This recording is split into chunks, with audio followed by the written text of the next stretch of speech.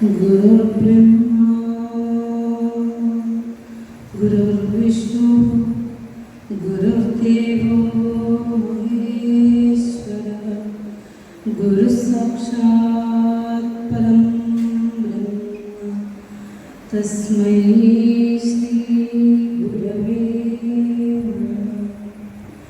नमो भगवते नित्यशुद्धमुक्तमहात्मने नारायणयतीन्द्राय तस्मै श्री गुरवे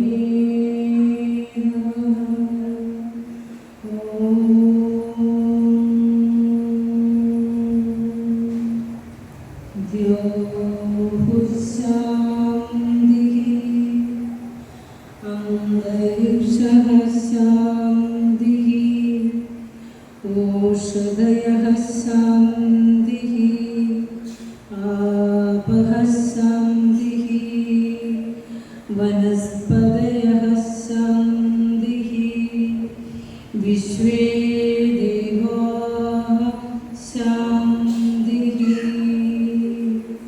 ब्रह्म शान्तिः सर्वे शान्तिः सामा शान्तिरोति ॐ शान्ति शान्ति शान्तिः लोकाः समस्ताः सुखिनो भवन्तु ॐ ശ്രീനാരായണ പരമഗുരവേ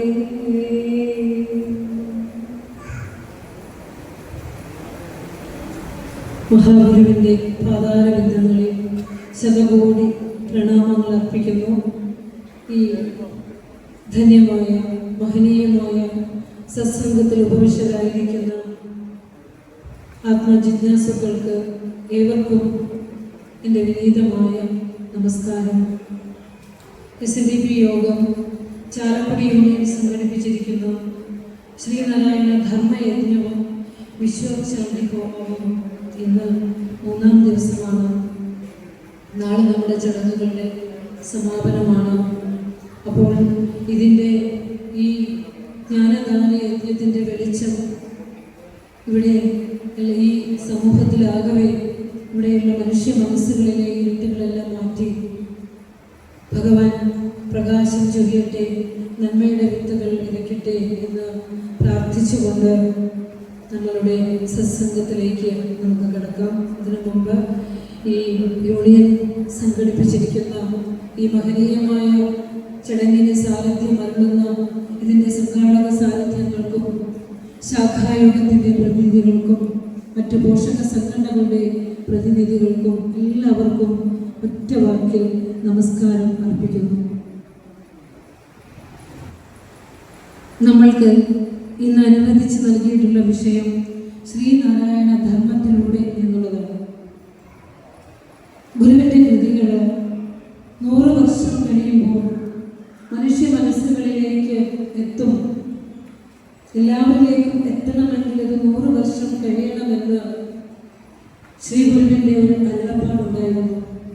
അപ്പോൾ ഈ വർഷം ശതാബ്ദിയുടെ നിറവിൽ നിൽക്കുന്ന 2 കൃതികളാണ് ശ്രീനാരായണ ധർമ്മവും ഹോമമന്ത്രം എന്ന കൃതിയും. അതുകൊണ്ടാണ് ഈ വിഷയം പ്രഭാഷണത്തിനായി തിരഞ്ഞെടുത്തത്. അഹേതുക കൃപാസിന്ധുവായ കലിയുഗവരദനായ കാരുണ്യമൂർത്തിയായ ഭഗവാൻ ശ്രീനാരായണ മഹാഗുരുവിൻ്റെ ദർശനം ഇന്ന് ലോകം മുഴുവൻ പ്രകാശിച്ചു നിൽക്കുന്ന ഒരു കാഴ്ച നമുക്ക് കാണാം. എക്കാലത്തെയും ധർമ്മം ഗുരുദേവന്റെ കൃതികളിലുണ്ട്. അതായത് ഈ കലിയുഗത്തിലെ കലിമല കാലുഷ്യങ്ങൾക്കെല്ലാമുള്ള ഔഷധക്കൂട്ട് ഭഗവാന്റെ കൃതികളിലും ഭഗവാന്റെ ദർശനത്തിലും നമുക്ക് നിറച്ചു തന്നിട്ടുണ്ട്. ഈ ലോകത്തെ ബാധിച്ചിരിക്കുന്ന രോഗം മാറുന്നതിന് ഗുരു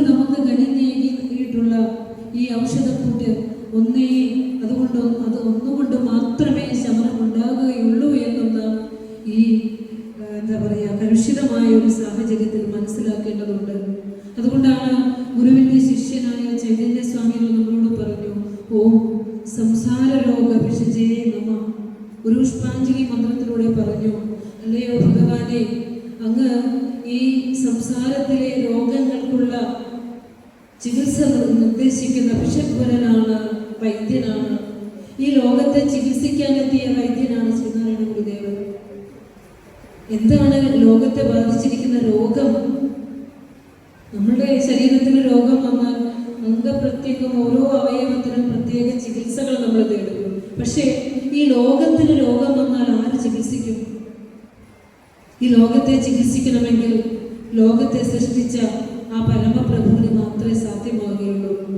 എന്താണ് ലോകത്തിൻ്റെ രോഗമെന്ന് പറഞ്ഞാൽ മതം, ജാതി, മദ്യം, മനുഷ്യ ജീവിതത്തിൽ ഇന്ന് സംഭവിച്ചു കൊണ്ടിരിക്കുന്ന മൂല്യച്യുതികൾ, ഇതെല്ലാം ഇന്നത്തെ ലോകത്തെ ബാധിച്ചിരിക്കുന്ന രോഗമാണ്. ഈ രോഗം മാറുന്നതിനുള്ള ഔഷധക്കൂട്ടാണ് ഗുരുദേവന്റെ കൃതികൾ. ഗുരു നമുക്കായി വിഭാവനം ചെയ്ത് തന്നിട്ടുള്ള സംഘടനകൾ, രണ്ട് പ്രധാനപ്പെട്ട സംഘടനകളാണ് ശ്രീനാരായണ ധർമ്മ പരിപാലന യോഗവും ശ്രീനാരായണ ധർമ്മ സംഘവും. അതിൽ രണ്ടിലും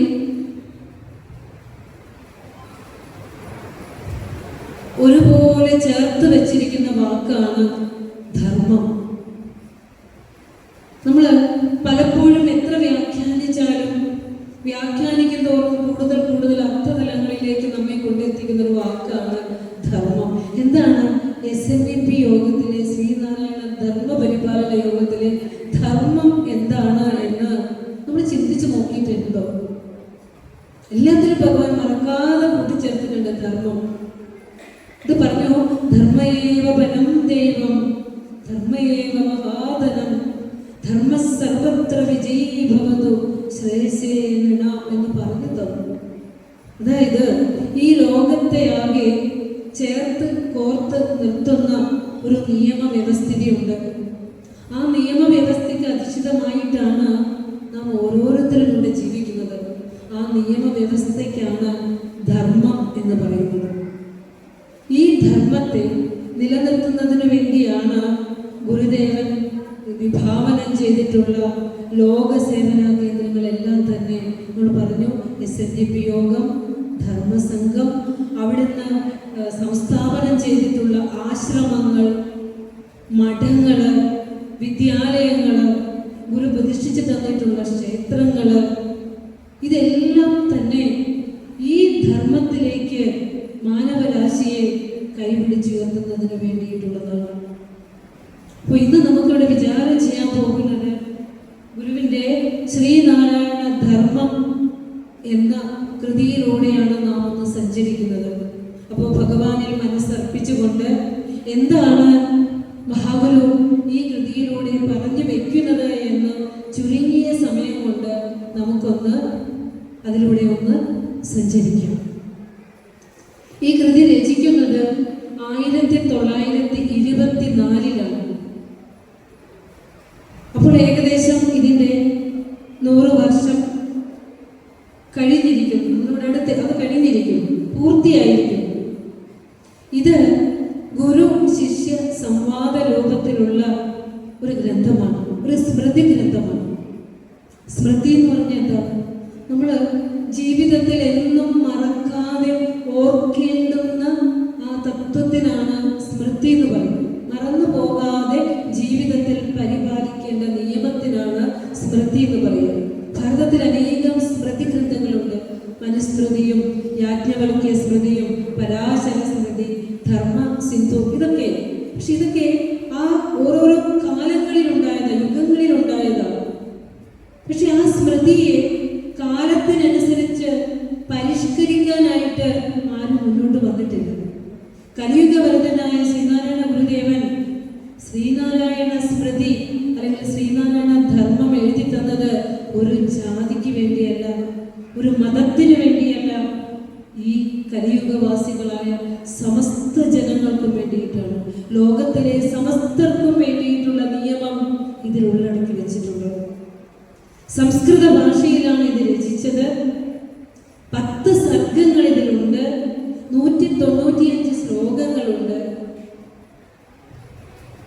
ആത്മാനന്ദ സ്വാമികൾ, അതായത് സ്മൃതി ഗ്രന്ഥങ്ങൾ, ഭാരതത്തിലെ സ്മൃതി ഗ്രന്ഥങ്ങളെല്ലാം തന്നെ സംസ്കൃത ഭാഷയിലാണ്. അതൊരു ഗുരു ശിഷ്യ സംവാദ രൂപത്തിലുമാണ്. അതുകൊണ്ട് അതിൻ്റെ ഗൗരവം ഒട്ടും തന്നെ ചോർന്നു പോകാതെ ഗുരുവ് നമുക്കിത് സംസ്കൃതത്തിലാണ് തന്നിരിക്കുന്നത്. ആത്മാനന്ദ സ്വാമികളാണ് ഇത് സംസ്കൃത ഭാഷയിലേക്ക് എഴുതി തന്നത്.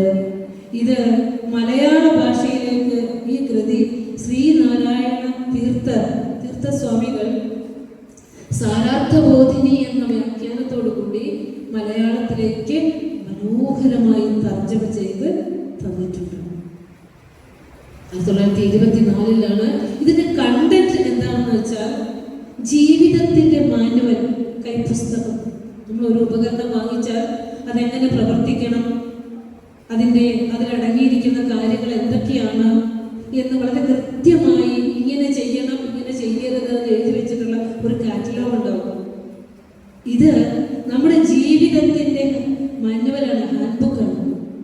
ഓരോ ഭവനങ്ങളിലും ശ്രീനാരായണീയർ എന്ന് പറയുന്നില്ല, ലോകത്തിലെ സകല മനുഷ്യരുടെയും കൈകളിൽ അവരുടെ പൂജാമുറിയിൽ ഉണ്ടായിരിക്കേണ്ട ഒരു ഗ്രന്ഥമാണ് ശ്രീനാരായണ ധർമ്മം. അതായത് ജനനം മുതൽ മരണം വരെ നിത്യജീവിതവുമായി ബന്ധപ്പെട്ട കാര്യങ്ങൾ ഗുരുവിൻ്റെ ശിഷ്യഗണങ്ങളായ ബോധാനന്ദ സ്വാമികൾ, ആത്മാനന്ദ സ്വാമികൾ തുടങ്ങിയവർ ചോദിക്കുമ്പോൾ, ഗുരു അതെങ്ങനെ ചെയ്യണം ഗുരു, ഇതെങ്ങനെ ചെയ്യണം ഗുരു, അതിന് പരിഹാരം എന്താണ് ഗുരു, ഇങ്ങനെ കുടുംബജീവിതവുമായി ബന്ധപ്പെട്ട കാര്യങ്ങളിൽ ശിഷ്യഗണങ്ങൾ സംശയം ചോദിക്കുമ്പോൾ അതിന് മറുപടിയായിക്കൊണ്ട് മഹാഗുരു അരുളി ചെയ്ത വാക്കുകളെല്ലാം കൂടി ചേർത്തിട്ട് ആത്മാനന്ദ സ്വാമികൾ സംസ്കൃതത്തിലേക്ക് ഇതിനെ രചിച്ചിട്ടുണ്ട്. ഈ കൃതി ഗുരു തന്നെ കണ്ട് ശുദ്ധീകരിച്ചിട്ടുള്ളതുമാണ്. അല്ലേ? ഇത് നമ്മൾ വാങ്ങിച്ചിട്ടില്ലാത്തവർ വാങ്ങിക്കണം കേട്ടോ. ഇത് 100 രൂപയിൽ താഴെയേ ഇതിന് വിലയുള്ളൂ. ഇതിൽ അടങ്ങിയിരിക്കുന്ന കാര്യങ്ങളാണ് നമ്മൾ ഇന്ന് ചർച്ച ചെയ്യാനായിട്ട് പോകുന്നത്. ആദ്യത്തെ അധ്യായത്തിലെ വർക്കല വർണ്ണന, ശിവഗിരി വർണ്ണന, മഹാഗുരുവിൻ്റെ വർണ്ണന ഇതിലൂടെ കടന്നു പോകുന്നു. അദ്വൈത ആനന്ദ മകരന്തം നുകർന്നുകൊണ്ടിരിക്കുന്ന മഹാഗുരുവിനെ സ്തുതിച്ചുകൊണ്ടാണ് ഇത് ആരംഭിക്കുന്നത്. അതിനുശേഷം 2ാമത്തെ അധ്യായത്തിലേക്ക് കടക്കുമ്പോൾ ധർമാധർമ്മ വിവേചനം. 2ാം അധ്യായത്തിന്റെ പേരാണ് ധർമാധർമ്മ വിവേചനം. അതായത് അതിൽ പറയുന്നു ജാതി മത ദൈവ വിചാരം, ജാതി നിരൂപണം, മതനിരൂപണം, ദൈവചിന്തനം. ഇത് ഈ അധ്യായം ഈ കാലഘട്ടത്തെ ഇന്നത്തെ അവസ്ഥയെ കണ്ടുകൊണ്ട് കലിയുഗവർദ്ധനായ ഗുരു നമുക്ക് തന്നിരിക്കുന്നതാണ്. അതിലൂടെ തന്നെ നമുക്ക് കടക്കാം. കാരണം 2ാം അധ്യായം സാധാരണ നമ്മൾ സ്കിപ്പ് ചെയ്തുകൊണ്ട് കുടുംബജീവിതവുമായി ബന്ധപ്പെട്ട കാര്യങ്ങളാണ് പറയാറ്. പക്ഷേ ഇന്നത്തെ ഈ യുദ്ധ സദൃശമായ ഒരു ഭീതിയിൽ നമ്മുടെ നാട് നിൽക്കുമ്പോൾ അതിനുള്ള പരിഹാരം എന്താണ് ഗുരു പറഞ്ഞേക്കുന്നത് എന്ന് നമുക്കൊന്ന് ശ്രദ്ധിക്കാം. ചോദിക്കുകയാണ്, ശിഷ്യഗണങ്ങൾ ചോദിക്കുകയാണ്, ഭഗവൻ സർവതത്വജ്ഞ ജീവലോകദയാപര ധർമാധർമാൻ വിവിച്യാദ്യ ശ്രോതുമുത്കണ്ഠിതാവയം. ഭഗവൻ സർവതത്വജ്ഞ, അല്ലയോ മഹാഗുരു, എല്ലാ തത്വങ്ങളും സർവ്വതും അറിയുന്നവനെ, ധർമ്മവും അധർമ്മവും എന്താണെന്ന് ഞങ്ങൾക്ക് വേർതിരിച്ച് പറഞ്ഞു തരണം. ഇവിടുത്തെ സ്ഥിതി വളരെ ദയനീയമാണ്. ഞങ്ങൾക്ക് ധർമ്മം എന്തെന്നറിയില്ല, അധർമ്മം എന്തെന്നറിയില്ല. ഇനി ഏത് വിഷയത്തിലാണ് ധർമ്മ അധർമ്മ വിവേചനം നടത്തി തരേണ്ടത് എന്ന് ശിഷ്യഗണങ്ങൾ സൂചിപ്പിക്കുകയാണ്. അതായത് ജാതിയുടെ കാര്യത്തിൽ, മതത്തിൻ്റെ കാര്യത്തിൽ, ദൈവത്തിൻ്റെ കാര്യത്തിൽ അധർമ്മമുണ്ട്. ധർമ്മമേത് അധർമ്മമേത് എന്നറിയില്ല. ജാതിയുടെ കാര്യം പറയുമ്പോൾ അന്നത്തെ കാലഘട്ടത്തില് ചില ആളുകളെ തൊടാം, ചില ആളുകളെ തൊട്ടുകൂടാം, ചില ആളുകളെ ദൃഷ്ടിയിൽ കാണാൻ പോലും പറ്റില്ല, ദൂരെ മാറി നടന്നുകൊള്ളണം. ഇങ്ങനെ പലതരത്തിലുള്ള അധർമ്മങ്ങളിൽപ്പെട്ട് ചില ആളുകൾ വളരെ നന്നായി ജീവിക്കുന്നു, ചില ആളുകൾ സദാചാരം നഷ്ടപ്പെട്ടുകൊണ്ട് ജീവിക്കുന്നു എന്ന് പറയുകയാണ്. എന്നിട്ട് പറയുകയാണ്, ജാതിയെ കുറിച്ച് പറയുകയാണ്. അതായത് അഹോ ജാതി പിശാചസ്യ ബാധയ കേചിത് മത്സരിണോ ഭൂത്വ ഹിംസത്യന്യാന കിഞ്ചന. അല്ലയോ ഗുരു, ജാതി പിശാച് ബാധിച്ചിട്ട് ചില ആളുകൾ പരസ്പരം മല്ലടിച്ചുകൊണ്ട് മത്സരിച്ചുകൊണ്ട് നിസ്സഹായരായ ദരിദ്രരായ നിരാലംബരായ മനുഷ്യരെ കൊല്ലുന്നു ഗുരു, കൊന്നൊടുക്കിക്കൊണ്ടിരിക്കുന്നു ഭഗവാനെ പറയുകയാണ്. ഇനി മതത്തിൻ്റെ കാര്യം പറയുമ്പോൾ ജാതിയിലുള്ള ഭേദം കൊണ്ടും മതത്തിലുള്ള വിദ്വേഷം കൊണ്ടും ദൈവത്തിലുള്ള ശരിയായ അറിവില്ലായ്മ കൊണ്ടും ചില ആളുകൾ സ്വമതത്തെ പ്രശംസിക്കുകയും അന്യമതത്തെ നിന്ദിക്കുകയും ചെയ്തുകൊണ്ടിരിക്കുന്നു. ഇതിനൊക്കെ ഒരു പരിഹാരം വേണം ഗുരു, ഇതിനൊക്കെ ഒരു പരിഹാരം വേണം. ഇനി ദൈവവിചാരത്തിന്റെ കാര്യത്തിൽ ഒരു അടുക്കും ചിട്ടയില്ല. ദൈവത്തിനെ തേടി അലഞ്ഞുകൊണ്ടേയിരിക്കുകയാണ്. യഥാകാമം ചലന്ത്യേകേ ശൗചാചാരാദി വർജിതാഃ അനേക ദൈവവിശ്വാസാത് ഉന്മത്തമൈവ സർവ്വതഃ. അന്നത്തെ കാലഘട്ടത്തിന്റെ സ്ഥിതി ഈ കാലഘട്ടത്തിന്റെയും സ്ഥിതി തന്നെയാണ്, ഒരു മാറ്റവും വന്നിട്ടില്ല. പറയുകയാണ്, ഇഷ്ടമനുസരിച്ച് ശരിയായ ഈശ്വരൻ എന്തെന്നറിയാതെ, ഈശ്വരതത്വം എന്തെന്നറിയാതെ, ഇഷ്ടത്തിനനുസരിച്ച് ബാഹ്യവും ആഭ്യന്തരവുമായ ആന്തരികവുമായ ശുചിത്വമില്ലാതെ ഈശ്വരനെ തേടി യഥേഷ്ടം ചുറ്റിക്കറങ്ങിക്കൊണ്ടിരിക്കുകയാണ്. ഈശ്വരൻ എവിടെയെന്ന് അറിയില്ല. ഇതൊക്കെയായിരുന്നു ചോദ്യം. ഇത് ഇക്കാലത്തെയും ചോദ്യമാണ്. ഗുരു അതിനെന്താണ് മറുപടി പറയുന്നത് എന്നാണ് നമുക്ക് നോക്കേണ്ടത്.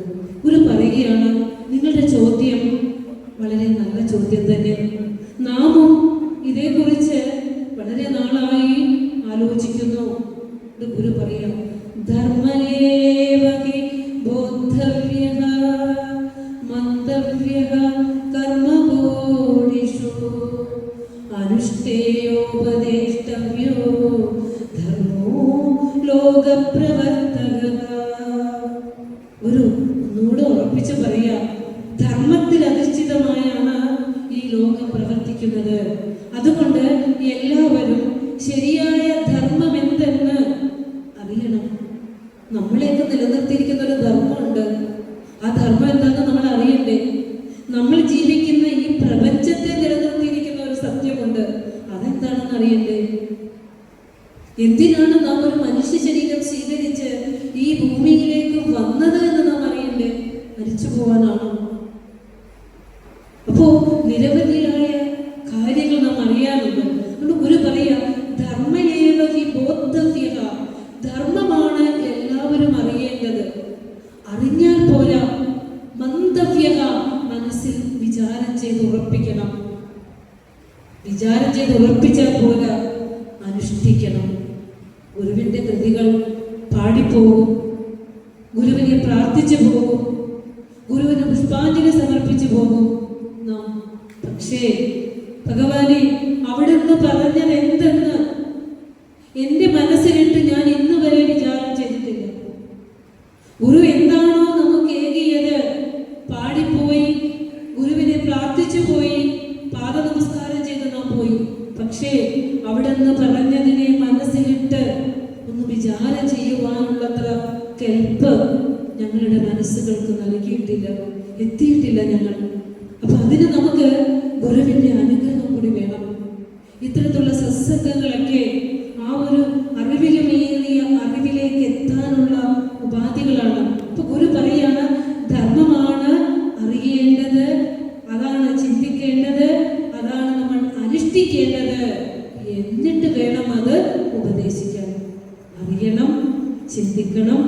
സ്വജീവിതത്തിൽ അനുഷ്ഠിക്കണം. എന്നിട്ട് മാത്രമേ അത് പറയാൻ പാടുള്ളൂ. ഇതൊക്കെ നമ്മൾക്കിട്ട് തരുന്ന, ഗുരു വെച്ച് തരുന്ന വളരെ വലിയ ചിന്തകളാണ്. എൻ്റെ ഗുരു ആദ്യം തന്നെ മതത്തെ കുറിച്ച് പറയുക. മതത്തിന്റെ പേരിലാണല്ലോ ഇന്ന് ലോകം കത്തിയെരിയുന്നത്. മതത്തിന്റെ പേരിലുള്ള കലഹങ്ങൾ ഇന്ന് സർവ്വലോകത്തും പടർന്നു പന്തലിക്കുമ്പോൾ നാം നോക്കി നിന്നു. നമ്മുടെ തിരുമുറ്റത്തെത്തുമ്പോൾ നാം അതിനെക്കുറിച്ച് ബോധവാനാകുന്നുണ്ട്, അല്ലേ?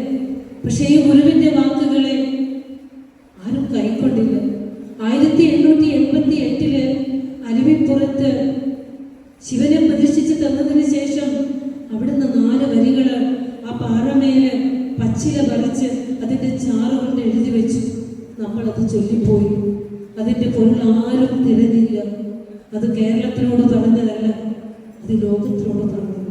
ഇത് പറഞ്ഞു, ജാതിഭേദം മതദ്വേഷം ഏതുമില്ലാതെ സർവരും സോദരത്വേന വാഴുന്ന മാതൃകാസ്ഥാനമാമിത്. ജാതിഭേദങ്ങളില്ലാതെ മതദ്വേഷങ്ങളില്ലാതെ സർവരും ഒരു വിഭാഗം മാത്രമല്ല, ഈ ലോകത്തെ സർവരും സോദരന്മാരും സമന്മാരുമായി വാഴുന്ന മാതൃകാസ്ഥാനമാകണം ഈ ലോകം എന്ന് ഒരു സങ്കല്പിച്ചു. ഈ ലോകത്ത് ധർമ്മം നഷ്ടപ്പെടുമ്പോൾ, ജനങ്ങളുടെ ജീവിതം ഇവിടെ കണ്ണീരിലാഴ്ത്തുമ്പോൾ ധർമ്മം തന്നെ ഒരു ഗുരുരൂപം സ്വീകരിച്ചുകൊണ്ട് ഈ ലോകത്തേക്ക് അവതരിക്കാറുണ്ട്. അങ്ങനെ മണ്ണിന്റെ കണ്ണീരൊപ്പാനായിട്ട് ഈ ലോകത്തേക്ക് അവതരിച്ച ശ്രീനാരായണ ഗുരുദേവ മഹാഋഷി പറയുകയാണ് ഈ മഹാമന്ത്രം. പറയാനുള്ളത് ഒന്നേ ഉള്ളൂ. കേരളത്തിന് അല്ലെങ്കിൽ ഇന്ത്യക്ക് ഈ ലോകത്തോട് എന്തെങ്കിലും പറയുവാനുണ്ടെങ്കിൽ അത് ഈ മഹാഗുരുവിലൂടെയാണ്. അത് ഈ 4 വചനങ്ങളാണ്, ഈ 4 വാക്കുകളാണ്.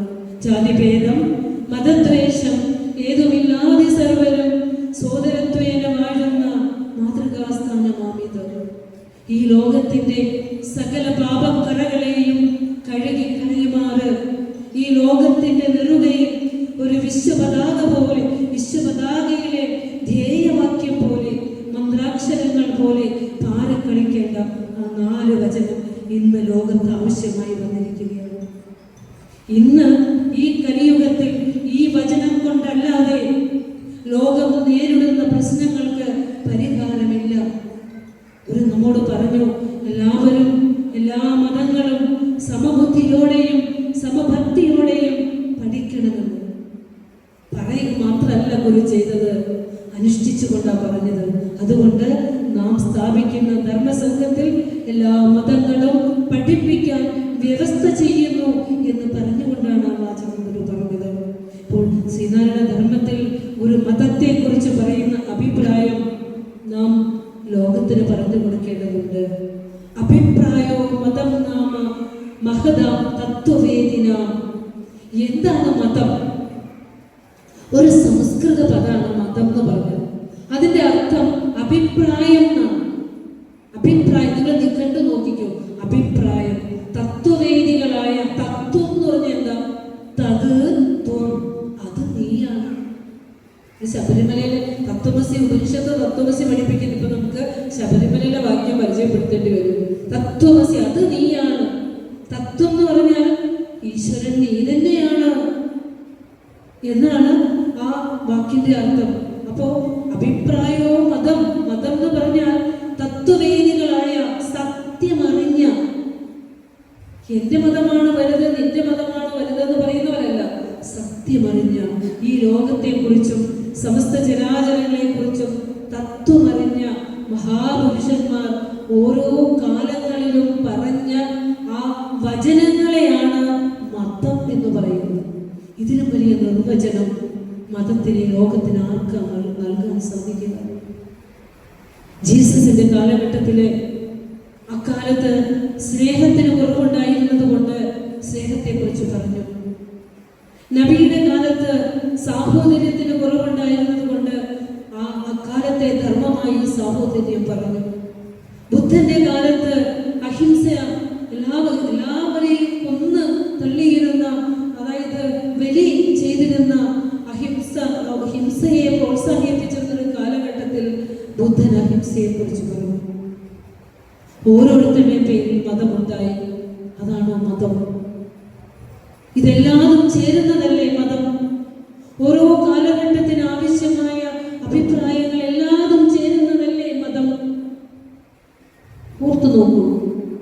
അതാണ് ഗുരു പറഞ്ഞത്, ക്രൈസ്തവരും മുഹമ്മദീയരും ജൈനരും ബൗദ്ധരും മറ്റെല്ലാവരും ഈ ഒന്നിലേക്ക് എത്തുന്നതിന് വേണ്ടിയാണ് പ്രയത്നിക്കുന്നത്. ആ ഒന്ന് ഈ പ്രപഞ്ചത്തെ സകല ചരാചരങ്ങളെയും ചേർത്ത് നിർത്തുന്ന ആ ഏകതയാണ്. എല്ലാവരുടെയും മതത്തിൽ അവർ ഒരു ദൈവത്തെ തന്നെ വിശ്വസിക്കുന്നത്. ആ മതം എൻ്റെ മതമാണ് ശരി, നിന്റെ മതമാണ് ശരി, അവരുടെ മതമാണ് ശരി എന്ന് പറയുമ്പോൾ മഹാഗുരുക്കന്മാർ എല്ലാ മതങ്ങളിലും എല്ലാ മതങ്ങളെയും കാണുന്നു. പരമതവാദം ഒഴിഞ്ഞവരാണ്.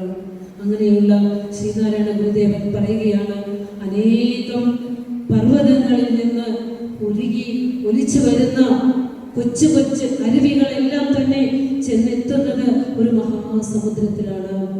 എല്ലാ മതങ്ങളും ചെന്നെത്തേണ്ടത് ഏകമായ ഈശ്വരനിലാണ്. പല പേരുകളിലും പല ആചാരങ്ങളിലും അറിയപ്പെടുന്നുവെങ്കിലും ദൈവം ഒന്നേ ഉള്ളൂ എന്ന് ഗുരു നമുക്ക് പറഞ്ഞു തന്നു. ഒരു മതം ഇവിടെ നമ്മൾ പഠിക്കേണ്ടത് ശ്രീനാരായണ ധർമ്മത്തിലെ 2-ാം അധ്യായവും ആത്മോപദേശ ശതകത്തിലെ 44 മുതൽ 49 വരെയുള്ള ശ്ലോകവും ഗുരു ആലുവയിൽ നടത്തിയ സർവമത സമ്മേളനത്തിന്റെ തത്വവും. ഇതെല്ലാം ഇന്നത്തെ ലോകത്തിന് ആവശ്യമാണ്. നിങ്ങൾ ഇനി ആത്മോപദേശ ശതകം ചൊല്ലുമ്പോൾ 44 മുതൽ 49 വരെയുള്ള ശ്ലോകം പഠിക്കണം. പറ്റുമെങ്കിൽ എല്ലാ ഇന്ത്യൻ ഭാഷകളിലേക്കും വിദേശ ഭാഷകളിലേക്കും തർജ്ജമ ചെയ്ത് എല്ലാവരുടെയും ചെവികളിലേക്ക് ഇത് കേൾപ്പിക്കണം. ഗുരു പറയുകയാണ്, പല മതസാരവും ഏകമെന്നു പാരാതെ ഉലകിലൊരാനയിൽ അന്ധരെന്ന പോലെ പലവിധ യുക്തി പറഞ്ഞു പാമരന്മാർ അലവതുകൾ തലയാതമർന്നിടേണം. ഓരോ മതവും അന്ധൻ കുരുടനായ ഒരാൾക്ക് ആനയെ തൊട്ടു നോക്കി സ്പർശിക്കുമ്പോൾ ആ അറിവ് പൂർണ്ണമാണോ? കാലിൽ തൊട്ടവൻ പറഞ്ഞു ആന തൂണ് പോലെയാണെന്ന്. ഓരോരുത്തരും അവരവരുടെ സംവേദനമനുസരിച്ച് ആനയെ പറയുമ്പോൾ ഇതെല്ലാമാണ് ആന, ഇത് ഒരനുഭവം മാത്രമല്ല ആന, ഒന്നും പൂർണ്ണതയില്ല. എല്ലാ മതങ്ങളുടെയും സത്യം ഒന്ന് തന്നെയാണ്. എന്നിട്ട് ഗുരു പറയുകയാണ് ആത്മോപദേശ ശതകത്തിൽ, പൊരുതു ജയിപ്പരസാധ്യം ഒന്നിനോടൊന്നും ഒരു മതവും പൊരുതാലൊടുങ്ങുകയില്ല. പരമതവാദി തോർത്തിടാതെ പാഴേ പൊരുതു പൊലിഞ്ഞിടുമെന്ന ബുദ്ധി വേണം. ഈ വാക്ക് ഋഷിവചനമാണ്. ഇത് ലോകത്തിലുള്ളതാണ്. ഇന്നിപ്പോ നാം നേരിടുന്ന പ്രശ്നത്തിനുള്ള പരിഹാരമാണ് ഈ മഹാമന്ത്രം. പൊരുതിക്കോളും, പരസ്പരം മല്ലടിച്ചോളും, ഒരു മതത്തെ സ്ഥാപിക്കാൻ വേണ്ടി പൊരുതിക്കോളും. പക്ഷേ ജയിപ്പരസാധ്യം, ജയമുണ്ടാവുകയില്ല. അതായത് മതങ്ങൾ തമ്മിൽ പരസ്പരം മത്സരിക്കുമ്പോൾ അതിൽ വിജയം കാണാൻ സാധ്യമല്ല. പൊരുതു ജയിപ്പരസാധ്യം ഒന്നിനോടൊന്നും ഒരു മതവും പൊരുതാലൊടുങ്ങുകയില്ല. അതായത് എല്ലാ മതങ്ങളിലും അടങ്ങിയിരിക്കുന്നു സത്യം ഒന്ന് തന്നെയാണ്. ആരെങ്കിലും സ്വമതം സ്ഥാപിക്കാനായി പൊരുതുന്നുണ്ടെങ്കിൽ അവൻ പൊരുതി പൊലിഞ്ഞു പോകും. നമുക്ക് കണ്ടറിയാം, നമുക്ക് ഈ ലോകത്തെ നോക്കിയറിയാം. ഗുരുവിന്റെ വാക്കുകളിലെ സത്യത്തെ നമുക്ക് നോക്കിയറിയാം. അതുകൊണ്ട് പരമത നിന്ദ വേണ്ട. എല്ലാ മതങ്ങളിലും അടങ്ങിയിരിക്കുന്ന സത്യത്തെ നമുക്ക് മനസ്സിലാക്കാം. എല്ലാ മതങ്ങളെയും നമുക്ക് ആദരവോടെ കാണാം, പഠിക്കാം. അന്ധൻ ആനയെ കണ്ട പോലെ മതങ്ങളെ കുറിച്ച് ജൽപ്പനം ചെയ്യാതിരിക്കുക. ഗുരുവിന്റെ മതമീമാംസ പഠിക്കുക. ഇനി ജാതിയെ കുറിച്ച് പറയുമ്പോൾ നമ്മൾ പറഞ്ഞു, ജാതി പിശാച് ബാധിച്ച് പരസ്പരം കൊന്നൊടുക്കുന്നു അല്ലെ. നിറയൊഴിക്കാൻ വന്നപ്പോ എന്താ ചോദിച്ചേ? പേര് ചോദിച്ചു അല്ലെ. മതമാണ് ചോദിച്ചത്, മതമാണ് ചോദിച്ചത്. ഭാഷയോ പിന്നെ ദേശീയതയോ ഒന്നും ചോദിച്ചില്ല, മതമാണ് ചോദിച്ചത് മതം മാത്രം. ആലോചിച്ച് നോക്കൂ. അപ്പോ ഗുരു പറയുകയാണ്, ജാതിക്കെതിരെ ഗുരു പറഞ്ഞു തന്നിരിക്കുന്ന വാചകങ്ങൾ, അതായത് ഒരു 3 അരുതുകൾ നമ്മളോട് 3 പ്രാവശ്യം അരുതേ അരുതേ അരുതേ എന്ന് പറഞ്ഞിട്ടുണ്ടെങ്കിൽ അതിലൊന്നാണ് ജാതി. ആ കാലഘട്ടത്തില് ഒരാളെ അറിയാൻ കണ്ടാൽ, മനുഷ്യനെ കണ്ടാൽ ആരാണ് എന്ന് ചോദിക്കും. ആ ചോദ്യം കൊണ്ട് മാത്രമേ അവനെ തിരിച്ചറിയാൻ പറ്റുള്ളൂ. മനുഷ്യന്റെ ആകൃതി കണ്ടാലൊന്നും അവൻ മനുഷ്യനാണെന്ന് അന്നത്തെ കാലത്തെ മനുഷ്യർക്ക് മനസ്സിലാവില്ല. ഇന്നും അതിൽ നിന്നൊന്നും വലിയ വ്യത്യാസമൊന്നുമില്ല. എല്ലാ കാര്യങ്ങളിലും ഒരു തരത്തിലല്ലെങ്കിൽ മറ്റൊരു തരത്തിൽ ജാതീയത ഇന്ന് സമൂഹത്തിലുണ്ട്, ഒരു സംശയവും ഇല്ല. ഗുരുവിന്റെ ഒരു ജാതി, ഒരു മതം, ഒരു ദൈവം, മനുഷ്യന് എന്ന സന്ദേശം ഉണ്ടായത് ഏത് കൃതിയിൽ നിന്നാണെന്ന് പറയാമോ? ഏത് കൃതിയിൽ നിന്നാണ് ആ സന്ദേശം ഉണ്ടായത്? ഗുരുവിന്റെ ദർശനമൊക്കെ ഒരു സുപ്രഭാതത്തിൽ ഇരുന്നിട്ട് നിങ്ങൾ കടലാസും പേനയും എടുക്കൂ, എന്നിട്ട് എഴുതിയെടുക്കൂ എന്ന് പറഞ്ഞതല്ല. പലപ്പോഴും പലരോടായിട്ടുള്ള സംഭാഷണത്തിലൂടെയും കൃതികളിലൂടെയും ഒക്കെ ഉയർത്തു വന്നതാണ് ഗുരുവിന്റെ ദർശനം. അപ്പോ ഗുരുവിന്റെ ജാതി നിർണയം എന്ന കൃതിയിൽ നിന്നാണ് ഒരു ജാതി, ഒരു മതം, ഒരു ദൈവം, മനുഷ്യന് എന്ന സന്ദേശം ഉണ്ടായത് അല്ലെ. ഒരു ജാതി, ഒരു മതം, ഒരു ദൈവം, മനുഷ്യന് ഒരു യോനി, ഒരാകാരം, ഒരു ഭേദവുമില്ലതിൽ. മനുഷ്യന്റെ ജാതി എന്താന്നാ ഗുരു നമ്മളോട് പറഞ്ഞു തന്നത്? മനുഷ്യന്റെ ജാതി എന്താന്നാ പറഞ്ഞേ? ബ്രാഹ്മണനാണോ, ക്ഷത്രിയനാണോ, ഈഴവനാണോ? എന്താ ജാതി പറഞ്ഞു തന്നിരിക്കുന്നത്? ഹിന്ദു ആണോ? എന്തെന്നാ പറഞ്ഞിരിക്കുന്നത്? മനുഷ്യാണാം മനുഷ്യത്വം ജാതി. ജനിക്കുന്നത് മനുഷ്യ ശരീരത്തിലാണ്, മരണം വരെ മനുഷ്യ ശരീരത്തിൽ തുടരുന്നത് കൊണ്ട് മനുഷ്യന്റെ ജാതി മനുഷ്യത്വമെന്ന് നമുക്ക് പറയാം അല്ലേ. അതുകൊണ്ട് ഒരു പറയുകയാണ്, ഒരാൾ നമ്മളെ കണ്ടാൽ നീ ആരാന്ന് ചോദിച്ചാൽ ഒരു അക്കാലത്ത് പറഞ്ഞു കൊടുക്കുന്നതാ, പേരൂരു തൊഴിലീ മൂന്നും പോരുമായതു കേൾക്കുക, ആരു നീ എന്നു കേൾക്കേണ്ട, നേരുമേ തന്നെ ചൊല്ലുകയാൽ. ഒരു നായയെ കണ്ടാൽ അത് തന്റെ ജാതിയാണെന്നറിയാം. പക്ഷെ മനുഷ്യനെ കണ്ടാൽ തന്റെ വർഗമാണെന്ന് അറിയണമെങ്കിൽ ആരാന്ന് ചോദിക്കണം. അപ്പൊ നീ 3 കാര്യമേ പറയാവൂ. കുട്ടികളോട് പറഞ്ഞു കൊടുക്കും. അവര് ചോദിക്കും, ഭാർഗവവൈദ്യരോടൊക്കെ കൊലത്തുകരയിൽ കൊണ്ടുപോകുന്ന വഴി ചോദിക്കുക, അവിടെ ചെല്ലുമ്പോ അവർ ചോദിക്കും, ആരാ, ജാതി എന്താ? അപ്പോ പറഞ്ഞു കൊടുത്താൽ മതി. കണ്ടാൽ അറിയാത്തവർക്ക് പറഞ്ഞാൽ മനസ്സിലാകുമോ എന്ന് പറഞ്ഞാൽ മതി എന്ന് ഗുരു എപ്പോഴും പറയും അല്ലേ. അപ്പൊ മനുഷ്യന്റെ ജാതി മനുഷ്യത്വമാണ്. തർക്കശാസ്ത്രത്തിന്റെ ഭാരതീയ ന്യായശാസ്ത്രത്തിന്റെ അടിസ്ഥാനത്തിൽ ജാതിയെ കൃത്യമായി നിർവചിച്ചു തന്ന ഋഷീശ്വരനാണ് ശ്രീനാരായണ ഗുരുദേവൻ. ഇനി ദൈവം, ജാതിയും മതവും ഒന്നാണെങ്കിൽ ദൈവം പലതുണ്ടാവോ? ദൈവം പലതുണ്ടോ? ഒന്നേ ഉള്ളൂ. ആ ദൈവം ആരുടെ ദൈവം? ശിവനാണോ, വിഷ്ണുവാണോ, ജീസസ് ആണോ, നബിയാണോ? ആരാണ് ആ ദൈവം? ആരാണ്? ഇപ്പോഴും അറിയില്ല. ഗുരുവിന്റെ ഒരു ജാതി മനുഷ്യത്വം എന്നറിയാം, ഒരു മതം എന്താണെന്നറിയില്ല. ഏതോ ഒരു മതം, ഹിന്ദു മതമാണോ, ഇസ്ലാം മതമാണോ, ഏതാ ഗുരു സ്ഥാപിച്ച മതം? ഇപ്പോഴും അറിയില്ല. ഗുരുവിന്റെ മതം ഗുരു ആത്മോപദേശ ശതകത്തിൽ പറയുന്നു, അഖിലരും ആത്മസുഖത്തിനായി പ്രയത്നം സകലവുമിന്നു സദാഭിചേരിടുന്നു, ജഗതിയിൽ മതമേകം എന്നു ചിന്തിച്ച് അഖമണയാതകതാരമർത്തിടേണം. നമ്മളെല്ലാവരും ആഗ്രഹിക്കുന്ന സുഖമാണ്. അത് നമുക്ക് നല്ല ഉറക്കത്തിൽ നമ്മൾ അനുഭവിക്കുന്നുണ്ട്. നമ്മൾ ഈശ്വര ചൈതന്യത്തോട് ചേരുന്ന സമയമാണ് നല്ല ഉറക്കത്തിൽ. നമ്മുടെ സ്വരൂപത്തിൽ എല്ലാവരും ലയിക്കും. ശരീരവും ഇല്ല, മനസ്സും ഇല്ല, ഇന്ദ്രിയങ്ങളും ഇല്ല. എന്താ സുഖം! അല്ലേ? എന്നും നമ്മൾ ഒരു ഉറക്കത്തിൽ സ്വരൂപത്തോട് ചേരുന്നുണ്ട്, ഒരു സുഖം. ആ സുഖമാണ് ഈ പ്രപഞ്ചത്തിലെ എല്ലാത്തിലും നമ്മൾ തേടുന്നത്. ഇവിടെ നിങ്ങൾക്ക് സുഖം കിട്ടുന്നതുകൊണ്ട് ഇവിടെ വന്നിരിക്കുന്നത്, ഭഗവാന്റെ അടുത്തൊക്കെ വന്നിരിക്കുമ്പോൾ ഭഗവാനെ കുറിച്ച് 2 വാക്കുകളൊക്കെ കേൾക്കുമ്പോൾ ഒരു സുഖം. ഇതൊക്കെയോ സുഹൃതവും പുണ്യമൊക്കെ ഉള്ളതുകൊണ്ടാണ് ഇങ്ങനെ ഈ ഭഗവാന്റെ തിരുസന്നിധിയിൽ നമുക്കൊക്കെ ഇങ്ങനെ ഇരിക്കാൻ പറ്റുന്നത്. ഇല്ലാത്തവർക്കൊന്നും ഇരിക്കാൻ പറ്റില്ല, എവിടെയൊന്നും കേൾക്കാനും പറ്റില്ല, കേൾക്കാൻ ക്ഷമ ഉണ്ടാവും, പുണ്യം വന്നതുകൊണ്ടാണ്. അപ്പോ ഇവിടെ പറയുകയാണ്, എല്ലാവരും ആഗ്രഹിക്കുന്നത് ഒരേ ഒരു സുഖമാണ്, ആത്മസുഖമാണ്. അപ്പോ അത് ഒരൊറ്റ മതം എന്ന് പറഞ്ഞ ആത്മമതം, ആത്മസുഖത്തിന്റെ മതം. ആ മതമല്ല, ഒരു കൊച്ചുറുമ്പ് പോലും ആഗ്രഹിക്കുന്നത് ആ സുഖമല്ലേ? അതിങ്ങനെ ഇടഞ്ഞു നീങ്ങുന്നത് അതിന്റെ ആഹാരം നേടിയിട്ടാണ്. എല്ലാ ജീവികളും ചലിക്കുന്നത് ഈ സുഖം തേടിയിട്ടാണ്. അപ്പൊ ഗുരു പറയാണ്, ഇതാണ് ഒറ്റ മതം, ആത്മസുഖം, ആത്മമതം. ഏത് കാലത്തിലാണ് ഇതിന് മാറ്റം വരാൻ പോകുന്നത്?